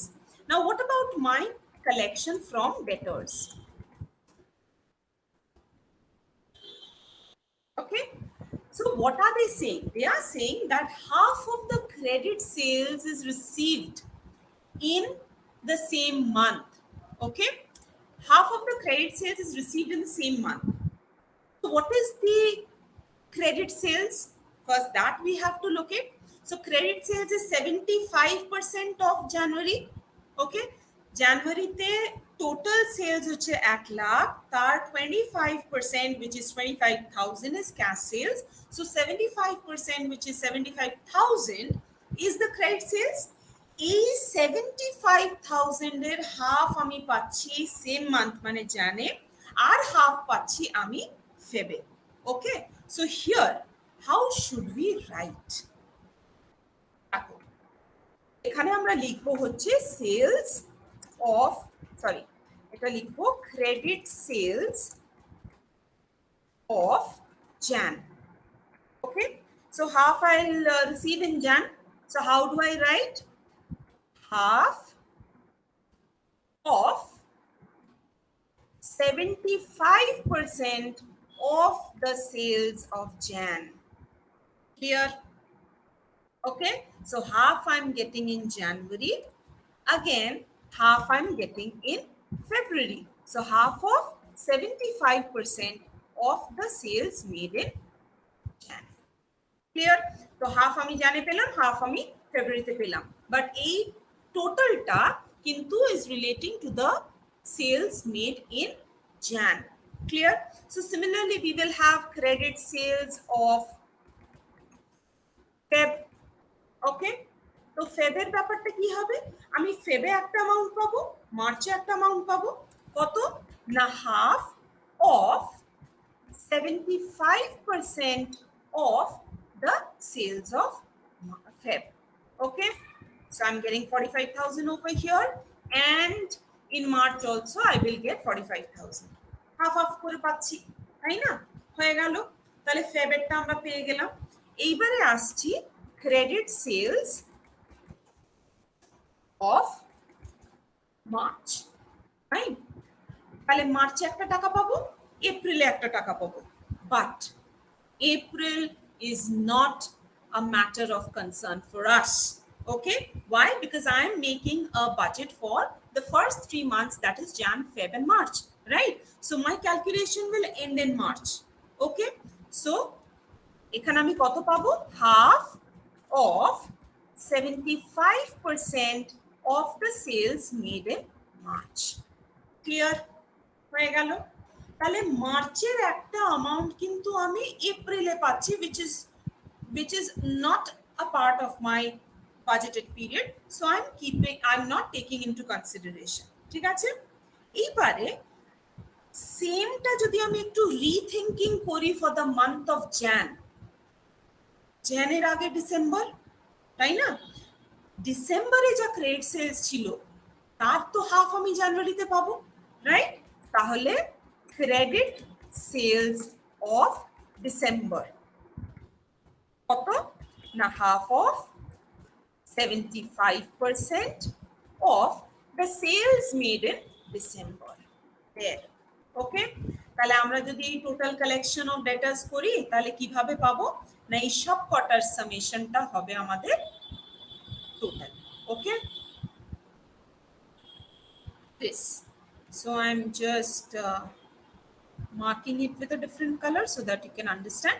This is my collection for debtors as per case 2. Okay, I hope I'm clear on this. তাহলে আমাদের take আওয়েটা কি, যদি এইরকম কিছু থাকে যেখানে multiple রিসিটস হচ্ছে একটা মাসে, সেখানে কিন্তু ওই জ্যান ফেব মার্চ তো করে গেলাম, কিন্তু আমি লাস্টেরটা যেরকম একবার চেক করছি যে কতটুকু কোথায় গিয়ে আমি এন্ড করছি, I need to also recheck my beginning period, যেখানে আমাদের মানে এই মাসে আমরা যেটা স্টার্টিং করছি, দ্যাট ইজ আমাদের জ্যান, আমাদের কোয়ার্টারের যে জ্যানটা ইজ মাই স্টার্টিং মান্থ, সেই মাসে কি আমি আর কোনো প্রায়ার পিরিয়ডস এর অ্যামাউন্ট পাচ্ছি, এই রিথিঙ্কিং গুলো কিন্তু আমাদের করতে হবে। এগুলো কিন্তু খুব ইম্পর্টেন্ট। এইগুলো যদি আমরা কনসিডার করি তাহলে কিন্তু আমাদের ওয়ার্কিংটা কমপ্লিট হচ্ছে। Okay, so this is how we have to go about with the collection of debtors. ঠিক সেম ওয়েতে একই রকম কোম্পানি পলিসি, মানে আমি যদি এরকম একটা পলিসি করি, আমার ক্রেডিটার্সরাও তো এরকম একটা পলিসি করতে পারে, রাইট? তাহলে এরম যদি ও পলিসি করে, তাহলে এরম ভাবে আমাদের ঠিক পেমেন্ট টু ক্রেডিটার্সের জন্য একটা ওয়ার্কিং নোট করতে হবে। তাহলে আমি আর ওই জিনিসটা দেখালাম না, সিমিলার ওয়েতে কিন্তু আমাদের এগুলো করতে হবে, ঠিক আছে? আচ্ছা, এটাতে আরো কিছু আমি কমপ্লিকেশনসটা অ্যাড করছি। I am taking a case 3। Okay, now what is this case 3? ধরো যে সেম মাসে পেমেন্ট করছে আর যে পরের মাসে পেমেন্ট করছে, both of them do not have the same level of credibility, তাই না? আমি কাউকে লোন দিলাম, সে আমাকে বলল যে 2 মাস পরে আমি ফেরত দেব, আরেকজন বলল যে একই অ্যামাউন্টটা আমাকে দিন, আমি আপনাকে 1 মাস পরে ফেরত দিচ্ছি। তাহলে আমি কাকে দেব? অবভিয়াসলি যে আমাকে তাড়াতাড়ি ফেরত দেবে, তাই না? আমি কেন করছি? কারণ তার কাছ থেকে আমি টাকাটা আগে পেয়ে যাচ্ছি। তো যখনই আমি টাকাটা আগে পেয়ে যাচ্ছি, I need to give some incentives as well. Okay, so what kind of incentive shall I give? Normally there are discounts. Okay, discount আমি allow করতে পারি।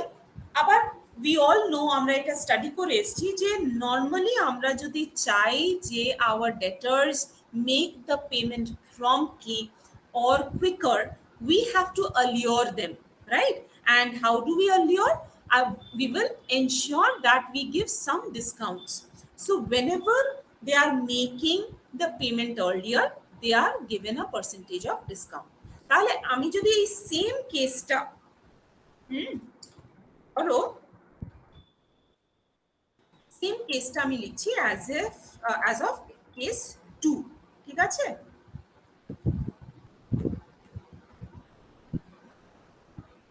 Copying this,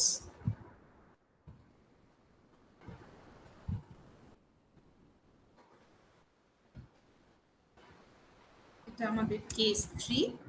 সেম জিনিসটা বলছে, দিয়ে ওখানে আমি অ্যাড করছি the debtors who are paying in the same month are allowed a discount of 2%. ওকে, তাহলে আমাদের এই ওয়ার্কিংটা কিভাবে চেঞ্জ হবে? I'll just show you ওয়ার্কিংটা কিভাবে আমাদের চেঞ্জ হবে। সেম jan feb march আমি এখানে লিখে নিচ্ছি, এখানে করছি, হ্যাঁ, then it will be easier ক্যালকুলেশনটা। collection from debtors, same জিনিসটা আমরা এদিকে লিখবো।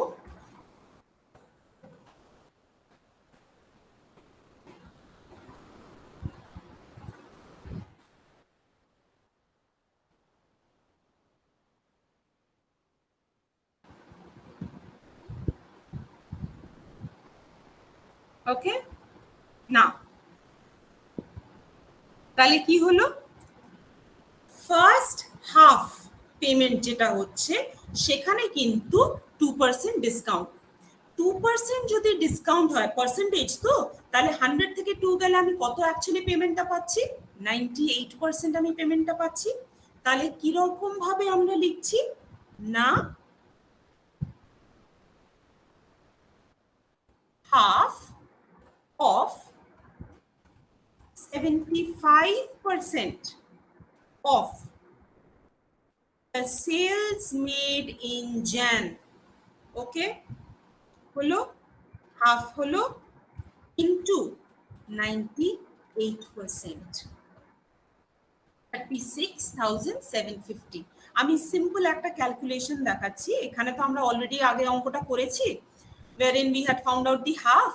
So I'm just showing you 98% into that amount কত আসছে, দেখো সেম, রাইট? তাহলে আমাদের যে এই যে ক্যালকুলেশনটা আমি কিভাবে দেখালাম, আমার ফর্মুলা বারটা প্লিজ দেখো। Half of 75% of the credit sales into 98%। ওই টোটাল বার করে তারপরে আবার ওখান থেকে 2% মাইনাস করা, that will be too much কাম্বারসাম, দরকার নেই। আমরা ডাইরেক্টলি ক্যালকুলেট করি। কিভাবে ক্যালকুলেট করলাম না, 2% যদি আমি ডিসকাউন্ট দিচ্ছি তার মানে আমি পুরো 100% তো পাচ্ছি না, পাচ্ছি কত? 98% পাচ্ছি, তাহলে ইন্টু 98% করে দাও, তাহলেই তো হয়ে যায়, রাইট? তাহলে জানুয়ারি মাসে যে পেমেন্ট করছে সে আমাকে এত টাকা দেবে, বাট ফেবে যে অ্যামাউন্টটা পেমেন্ট করছে সে কত দেবে? সে কিন্তু ডিসকাউন্ট পেলো না, তাহলে সে আমাকে ওই হাফ অফ দি 75%টাই দিচ্ছে উইদাউট এনি ডিসকাউন্ট। ক্লিয়ার? তাহলে ফেব্রুয়ারি মাসে সে যে সেলসটা হচ্ছে সেটা সে কিভাবে দিচ্ছে, আমি এখানে যেহেতু করা আছে ওই জন্য আমি ডাইরেক্টলি করছি 98% of that sale value. Clear? Next মাসে কত পাচ্ছি? 98% নয়, পুরো 100% of that amount which we have calculated. Clear? মার্চে কি হবে? Again 98% of whatever 98% of whatever we have received in March. Clear? হয়ে গেল? আচ্ছা, ডিসেম্বরেরটা যেটা আমি জানুয়ারিতে পেয়েছি তারা তো এক মাস পরে পেমেন্ট করছে, তাহলে তাদের জন্য তো কোনো ডিসকাউন্ট থাকবে না। ওকে, দেয়ার? তাহলে আমাদের কিন্তু এবারে ক্যালকুলেশনটা চেঞ্জ হয়ে গেল। কেন কেন চেঞ্জ হলো? Because of the discount element in our calculation. I hope this is clear. আমি পুরো অঙ্ক নিয়ে পড়াতে গেলে অনেকটা টাইম চলে যায়, সো লাইক আমি একটা হাইপোথেটিক্যাল এক্সাম্পল নিয়ে সেখানেই চেঞ্জ করে করে দেখাচ্ছি। Okay, I hope this helps you all. So this is what I have given. Fine, তাহলে এইটা আমাদের মোটামুটি আই হোপ বোঝা গেছে। whoever is there please can you all tell me, is it fine? Then I can go ahead. Yes ma'am, ঠিক আছে। ওকে, thank you. Fine, তো এবারে আমাদের সেলস রিলেটেড আর মানে কালেকশন ফ্রম ডেটর্স কিংবা পেমেন্ট টু ক্রেডিটার্স, আমি বারবার বলছি payment to creditors is just the flip side of the collection from debtors. তাহলে এটা যদি তোমরা জানো, ক্যালকুলেশন যদি করতে পারো, this is simple math, okay, সেটাও কিন্তু তোমরা করতে পারবে। ফাইন, আচ্ছা, এটা হলো। এইবারে কিছু কিছু আছে, কোথাও না কোথাও কিছু ল্যাঙ্গুয়েজ ইউজ করা হয়। সেই ল্যাঙ্গুয়েজটা কি? নর্মালি রেন্ট, ওয়েজেস, স্যালারিজ, এইগুলোর কিন্তু একটা ল্যাঙ্গুয়েজ ইউজ করা হয়। কি ল্যাঙ্গুয়েজ? ল্যাঙ্গুয়েজটা হচ্ছে, ধরো বললো lag in payment of wages is half month. Lag মানে কি? নর্মালি ওয়েজেসটা কিভাবে পেমেন্ট হয়? সারা মাস একজন কাজ করলো, মাসের শেষে তাকে টাকা দেয়া হচ্ছে, মানে তুমি কাজ সার্ভিসটা পুরো করলে, তোমার টাকাটা ডিউ হলো, মাসের শেষে তুমি টাকাটা পেয়ে গেলে, রাইট? তার মানে এই মাসে, ধরো this is the month of July, আমি জুলাইয়ে পুরো কাজ করলাম, আমি জুলাই 31 আমি স্যালারিটা পেয়ে গেলাম। Fine, so there is no lag in payment. But যে মুহূর্তে ল্যাগ ইন পেমেন্ট আছে, ধরো বলে দিল যে lag in payment is half month, মানেটা কি? মানেটা হচ্ছে যখনই আমরা হাফ মান্থ বলছি, মানে হচ্ছে হাফ মান্থ হয়ে যাওয়ার পরে নেক্সট হাফে আমার পেমেন্টটা হচ্ছে, রাইট? তার মানে দেন এন্ড দেয়ার আমার শেষ হলো আমি পেয়ে যাচ্ছি সেরকম কিন্তু নয়। ওকে, তাহলে এখানে কিভাবে হচ্ছে বলে দিচ্ছে যে অর্ধেকটা আমি পরের মাসে পাচ্ছি। ওকে, তাহলে আমি যদি ধরো for the month of Jan আমি যদি করি, তার মানে what will I receive in Jan, ডিসেম্বরের লাস্ট হাফ, মানে every month will be divided into two halves. Okay, later হাফের টাকাটা আমি জ্যানে পাবো। ওকে, তাহলে এখানে আমি লিখে দিই ল্যাটার হাফ অফ ডিসেম্বর, মানে amount to be received in Jan হচ্ছে later half of December plus first half of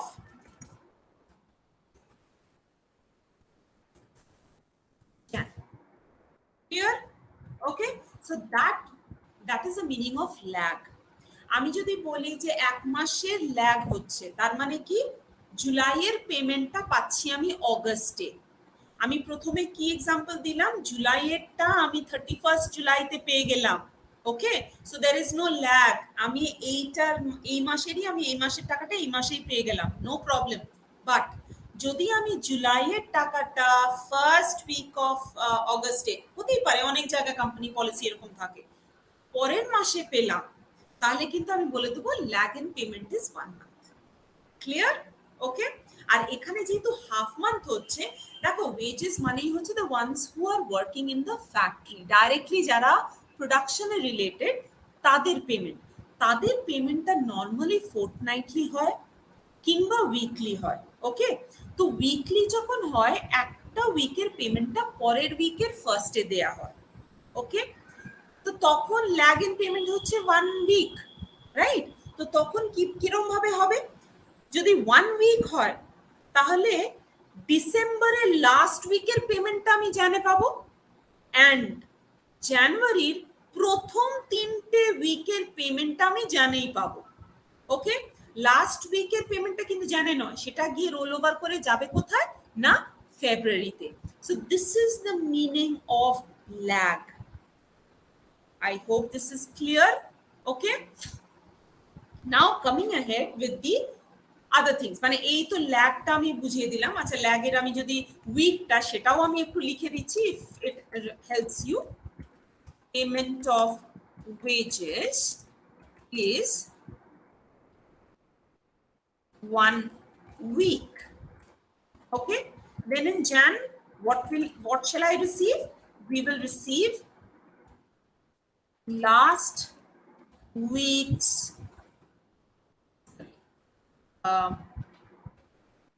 last week of December payment plus first 3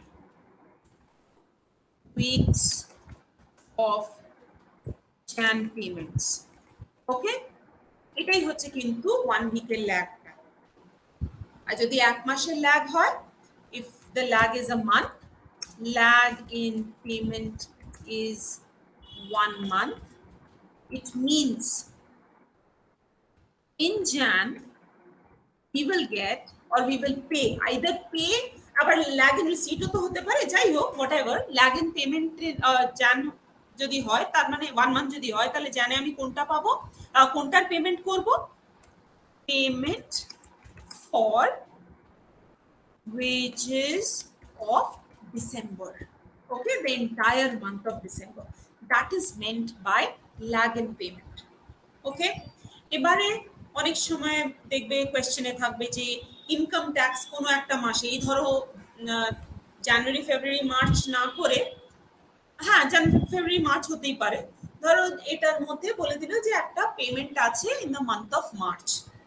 So you have to note that it is not a monthly payment, শুধু March মাসে ওটা effect করবে। So পেমেন্টে যখন আমি লিখছি payment for taxes, only in the month of March we will be writing that amount. Okay, again there can be depreciation, তখন ডেপ্রিসিয়েশনটা আমরা লিখে নেব। কিন্তু একটা জিনিস আমাদের মাথায় রাখতে হবে, আমি তো বললাম যে আমরা লিখে নেব, কিন্তু প্রথমেই আমাদের ভাবতে হবে যে ডেপ্রিসিয়েশনটা কি একটা ক্যাশ আইটেম নাকি নন ক্যাশ আইটেম। আমরা যদি ভালো করে মনে রাখি আমাদের ক্যাশ ফ্লো স্টেটমেন্ট, ডেপ্রিসিয়েশনটা যেহেতু নন ক্যাশ আইটেম, আমরা কিন্তু সেটাকে কখনোই কনসিডার করি না, তাই না? কোনো ক্যাশ ফ্লো তো হচ্ছে না, তো আমরা তো ওখানে আমরা লিখবো না। তাহলে কি আমাদের ক্যাশ বাজেটে ওটা আসবে? আনসার হচ্ছে না। যদি ওটা দেয়া থাকে তাহলে তোমাদের উচিত হবে প্রথমেই অঙ্কটা শুরু করার আগে লিখে দেবে যে depreciation being a non cash expenditure, or rather expenditure লিখবে না, non cash item is not considered for preparation of cash budget. Okay, but depreciation is ignored for the preparation of cash budget because it is a non cash item.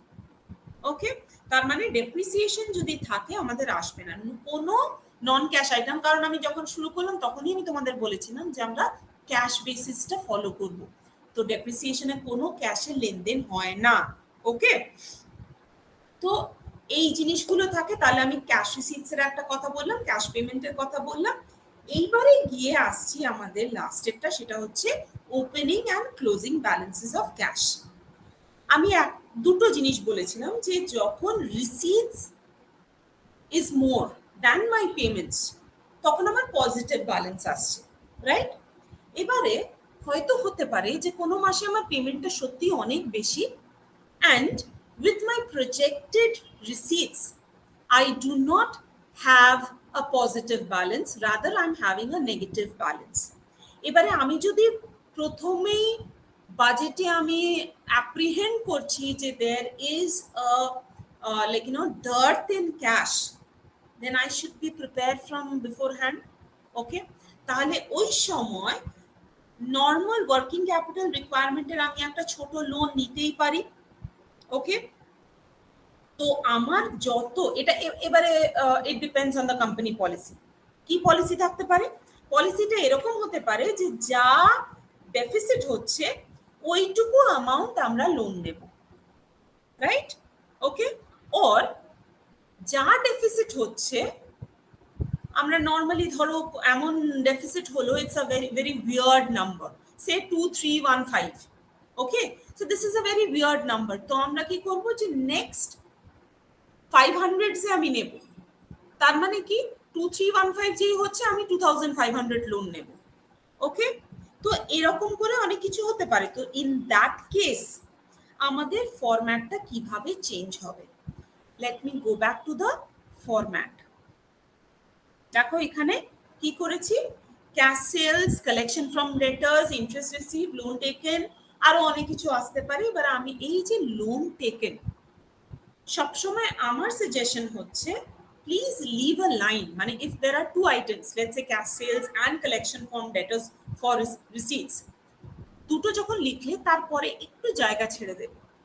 কারণ যদি এরকম কোয়েশ্চেনে থাকে যে there is a provision of taking a loan because of negative balance, তখন কিন্তু এই loan টেকেনটা লিখে দেবে। ফাইন, দিয়ে যে মাসে আমার ডেফিসিটটা হচ্ছে সেই মাসে ওই ইকুইভ্যালেন্ট অ্যামাউন্ট অফ লোনটা আমি ক্যাশ রিসিটসে লিখে দেব। তাহলে আমাদের কি হবে, যে মুহূর্তে আমি লিখে দিচ্ছি ওই নেগেটিভ ব্যালেন্সটা নীল হয়ে যাচ্ছে, মানে there is no closing cash balance. So the next month when I am reopening, তখন কিন্তু আমার ওপেনিং ব্যালেন্সও জিরো হবে because I have taken a loan. এবারে লোন যদি আমরা নিয়ে থাকি, প্লিজ লুক আউট আমরা ইন্টারেস্ট পেমেন্টটা কেমন দিচ্ছি, আমরা কি প্রত্যেক মাসে দিচ্ছি না ইয়ারলি দিচ্ছি নাকি কোয়ার্টারলি দিচ্ছি, ওটা আমাদের দেখে নিতে হবে। If the interest payment is affecting month wise, তাহলে দেখে নেবে যে পরের মাসে কি পেমেন্ট করছি আমরা, then you just calculate the interest and you pay for the next in the next month, that is March. ফেবে ডেফিসিট হয়েছে, তার মানে ফেবের এন্ডে, তার মানে ফেবের এন্ডে আমি টাকাটা নিলাম, দিয়ে এক মাসের জন্য আমাকে ইন্টারেস্ট করতে হবে, তাহলে ইন্টারেস্ট অ্যামাউন্টে ধরো 5%, তো 5% of the loan amount multiplied by 1/12, টাইমটা তখন আমাদের কনসিডার করতে হবে। This is very very important, we have to consider the time while calculating the interest payment. I hope I have covered more or less whatever areas are there for preparation of the cash budget. Cash budget is one of the major portion in budget. Apart from the production budget, cash budget আমি যেটা বললাম পুরো একটা অঙ্ক আসতে পারে, full fledged sum, as well as যেই working নোটটা আমি তোমাদের দেখালাম for collection from debtors, সেরকম পেমেন্ট টু ক্রেডিটার্স হতে পারে, and that can come as an individual small 5 mark sum as well. So if you know that, it will help you in making the entire budget as well as the workings. Okay, so I hope I have covered. এবারে বাজেটের কিছু theory আছে, সেগুলো তোমরা পড়ে নিলে this would be done. So this is a part যেটা আমাদের ফার্স্ট পার্টটা হয়ে গেল। ওকে, এরপরে আসছে আমাদের ফ্লেক্সিবল বাজেট, যেটা আমি তোমাদের প্রথমে যখন ফিক্সড আর ফ্লেক্সিবল বাজেট বলেছিলাম, ওই ক্যাপাসিটিটাকে নিয়ে, ক্যাপাসিটি আমাদের মানে প্রোডাকশন ক্যাপাসিটিটা কি সেই হিসেবে আমি যখন করছি, যখন ক্যালকুলেশন করছি, সেটার যখন আমি বাজেট তৈরি করব, that will be known as the flexible budget. তো flexible budgetটা হচ্ছে the next thing which we have to do. Okay, সেখানেও আমি একটা এক্সাম্পল নিচ্ছি। Do I have time to explain flexible budget? Please, the organizers, can you just guide me on this? Okay, I'll just take 15 minutes and I'll wrap up. Okay, thank you. Okay, let me take an example.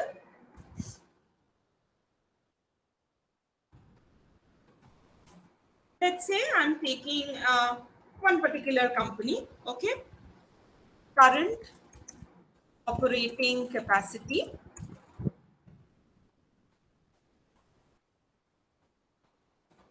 let's say 50%. Okay? তার মানে 100% এখনো সে কাজ করছে না, মানে যদি প্রোডাকশনটা 5000 হয়, current working operating capacity এটা 50% and it is producing 5000 units, তাহলে তার 100% কত, 10000 সে প্রডিউস করতে পারে, রাইট? তো আমি এখানে লিখে দিচ্ছি 50% আর উইদিন ব্র্যাকেট আমি লিখছি 5000 units. Okay, fine. and cost per unit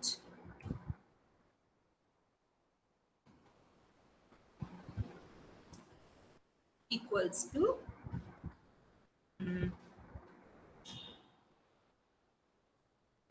আমি রুপিসে লিখছি, ধরো কস্ট পার ইউনিট হচ্ছে 100। ওকে, এবার এই কস্টটা আমি বাইফারকেট করে দেখাচ্ছি, ফাইন। সো বাইফারকেট করে আমি যদি দেখি কি কি থাকতে পারে, ডাইরেক্ট মেটেরিয়াল থাকতে পারে, ডাইরেক্ট লেবার থাকতে পারে, ডাইরেক্ট এক্সপেন্স থাকতে পারে, ধরে নাও কিছু ওভারহেড আছে, ধরো আমি নিলাম ফ্যাক্টরি ওভারহেড।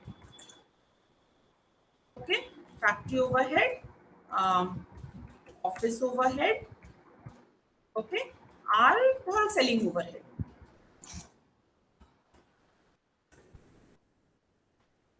ওকে, আচ্ছা, direct material, let's say it is 50 rupees, direct labor, let's say acha na etake 40 kori, 20, expense maybe 5, factory overhead, let's say 25, this one will be 6, this will be 4.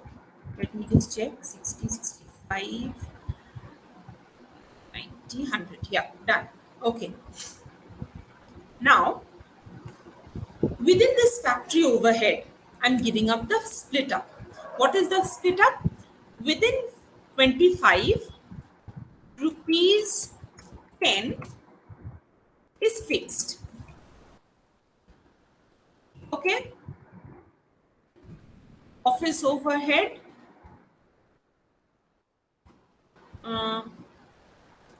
entirely it is fixed. I'm keeping like this. And in selling overhead, I'll take, let's say, rupees 2 is variable.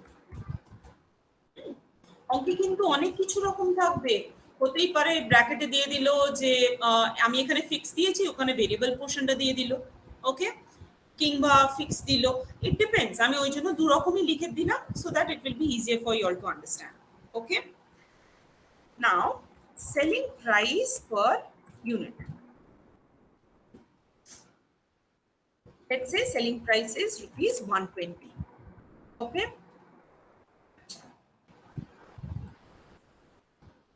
flexible budget, prepare flexible budget at 70% and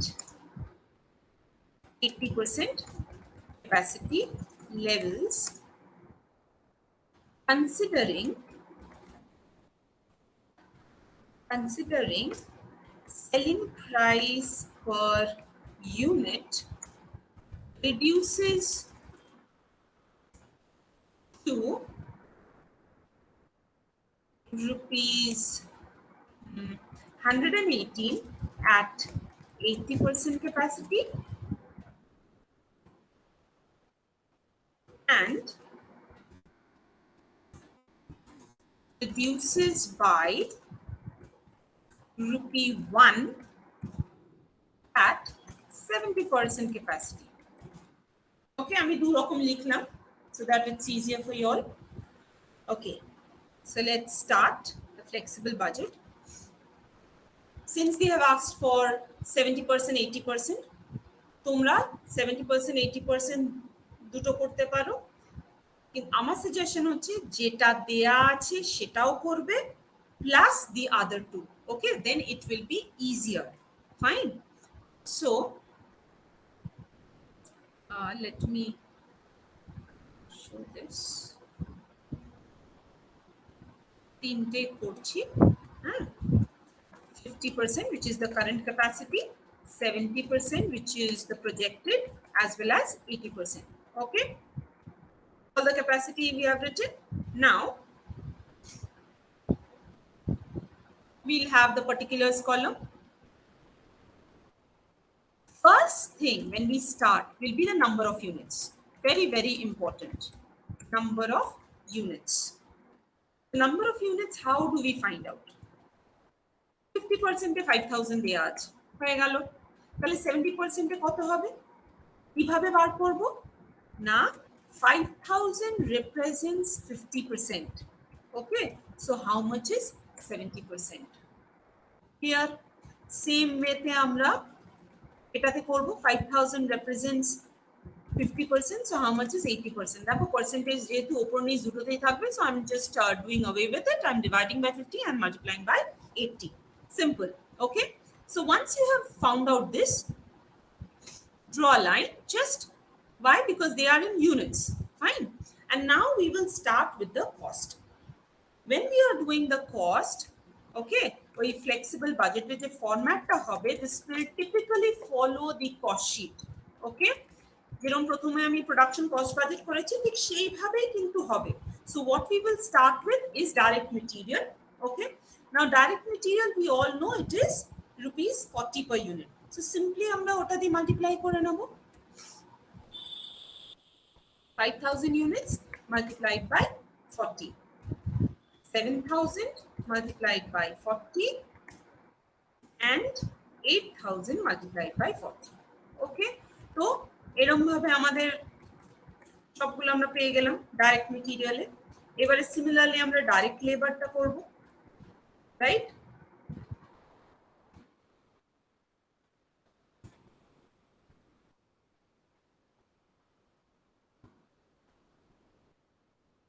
আমি individually করছি so that you can follow, otherwise constant করে করা যায়, but I'm just করছি তাহলে তোমাদের সুবিধা হবে বোঝার।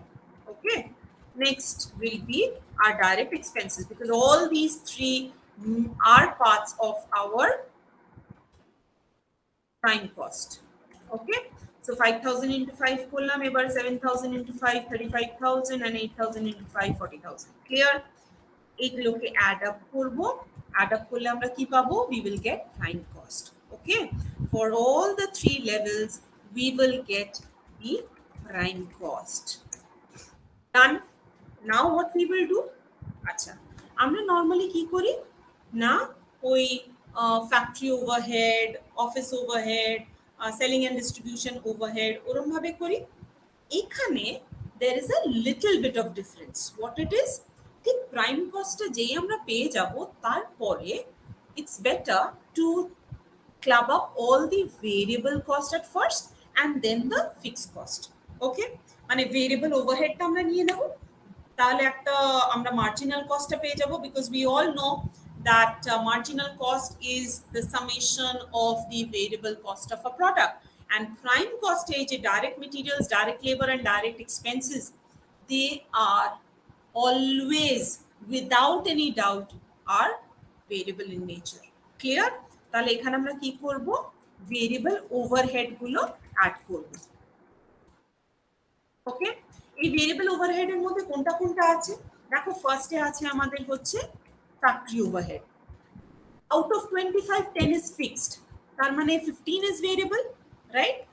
So every time 5000 into 15, clear? 7000 into 15 and 8000 into 15. Okay, factory overhead পেয়ে গেলাম। এইবারে হচ্ছে অফিস। অফিসের কি এখানে আসবে? আসবে না। কেন? বলে দিয়েছি ফিক্সড, তার মানে ওর মধ্যে কোনো ভেরিয়েবল এলিমেন্ট নেই। But when I'm coming to the selling overhead, they have written that rupees 2 is variable. So please see how much is the variable portion. এখানে কিন্তু ফিক্স দেয়া নেই যে বাকিটা আমরা নেব। ওকে, ডাইরেক্টলি ভেরিয়েবলটা দেয়া আছে। তাহলে 5000 into 2, 10,000, 7,000 into 2, 14,000 and 16,000, 8,000 into 2 হয়ে গেল। তাহলে ভেরিয়েবল ওভারহেড পেয়ে গেলাম। So now what we will get, marginal cost. Okay, marginal cost কার কার সঙ্গে অ্যাডিশন করে না, প্রাইম কস্টের সঙ্গে অ্যাডিশন করে আমাদের এটা আসবে, prime cost and the variable overheads. Clear? Okay, এটা করলাম, মার্জিনাল কস্টটা করলাম, হয়ে গেল। মার্জিনাল কস্টটা যেই পেয়ে গেলাম, now what we will do, we will add the fixed overheads. Okay, এই ফিক্সড ওভারহেড এর মধ্যে কি আছে? এই তিনটেই আছে ফিক্সড পোরশন তাদের। I'm just copying and I'm writing over here.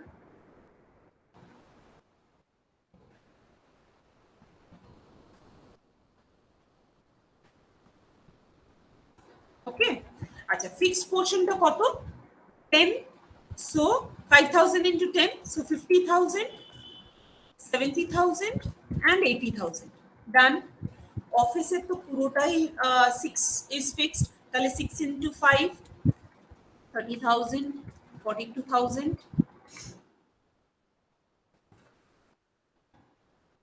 Okay, and 8,000 into 6 করে দিলাম।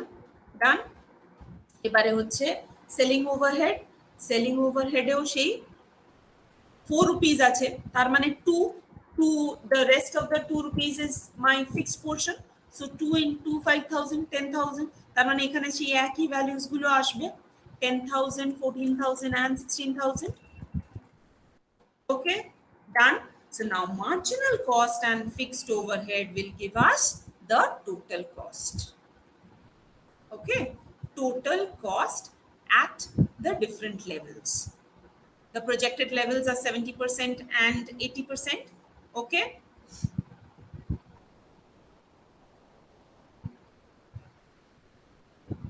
So we have got this. Fine. So we will mark it as total cost.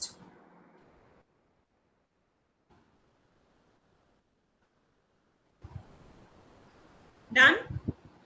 Now they have also given us the value of the sales or the selling price per unit, right? So what we will do, we will write selling price per unit.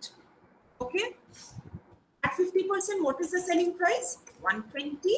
At 75%, they said that it is reducing by ₹1. That means it is 119. And 80% they have given, it is 118. Okay, so sales value we can get very easily. How do we do that? Selling price per unit multiplied by my projected sales. Clear? Similarly, I'll find for the others as well. So my sales value is done. Now, since I have my total cost, I have my sales value, it is easier to get my, or it is feasible to get my projected profits as well. How do we do that? Sales value minus the total cost. Okay. We have got, এবার এরকম হতে পারে কিছু অঙ্কে তোমাদের selling প্রাইসটা নেই, তাহলে কি শুধু কস্টটা আমরা বার করব, সেলিং প্রাইস না থাকলে আমরা সেল ভ্যালুও বার করতে পারবো না, প্রফিটও বার করতে পারবো না। ওকে, সো জাস্ট টোটাল কস্টটা তখন বার করে দেবো। এমন নয় যে এখানে করেছি মানে it is a part of my format, no, you have to look forward whether we have the information or not. আমি ধরেই নিচ্ছি যে ধরো এরকম ইনফরমেশন আছে, কিভাবে করতে হবে আমি দেখিয়ে দিলাম। তাহলে তিনটে ক্যাপাসিটি লেভেল আমি বলে দিলাম, নাম্বার অফ ইউনিটসটা প্রথমে লিখে নেবে, তারপরে এই প্রাইম কস্টটা প্রথম ওই তিনটে direct material labour and expense নিয়ে নিলে, পরের যে পার্টটা ওভারহেডের পার্টটা নর্মালি ডিফারেন্ট ওভারহেডস এর ভাগ করবে না, ভাগ করবে ভেরিয়েবল অ্যান্ড ফিক্সড করে। কেন না, variable and the prime cost when you take together it will give you the marginal cost, and then if you consider the fixed overhead আমরা total cost টা পেয়ে যাব।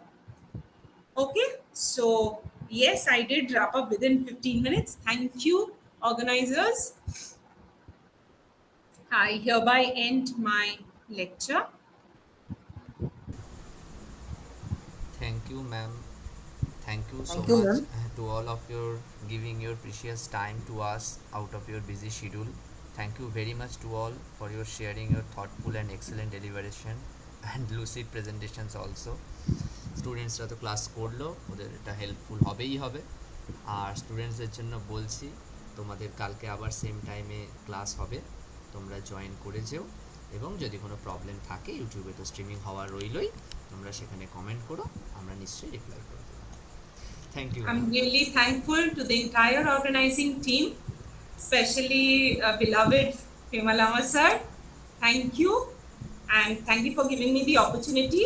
Next time abar hole nishchoy I will give my lectures. Thank you so much. Thank you, ma'am. Thank you. Thank you, ma'am. Thank you.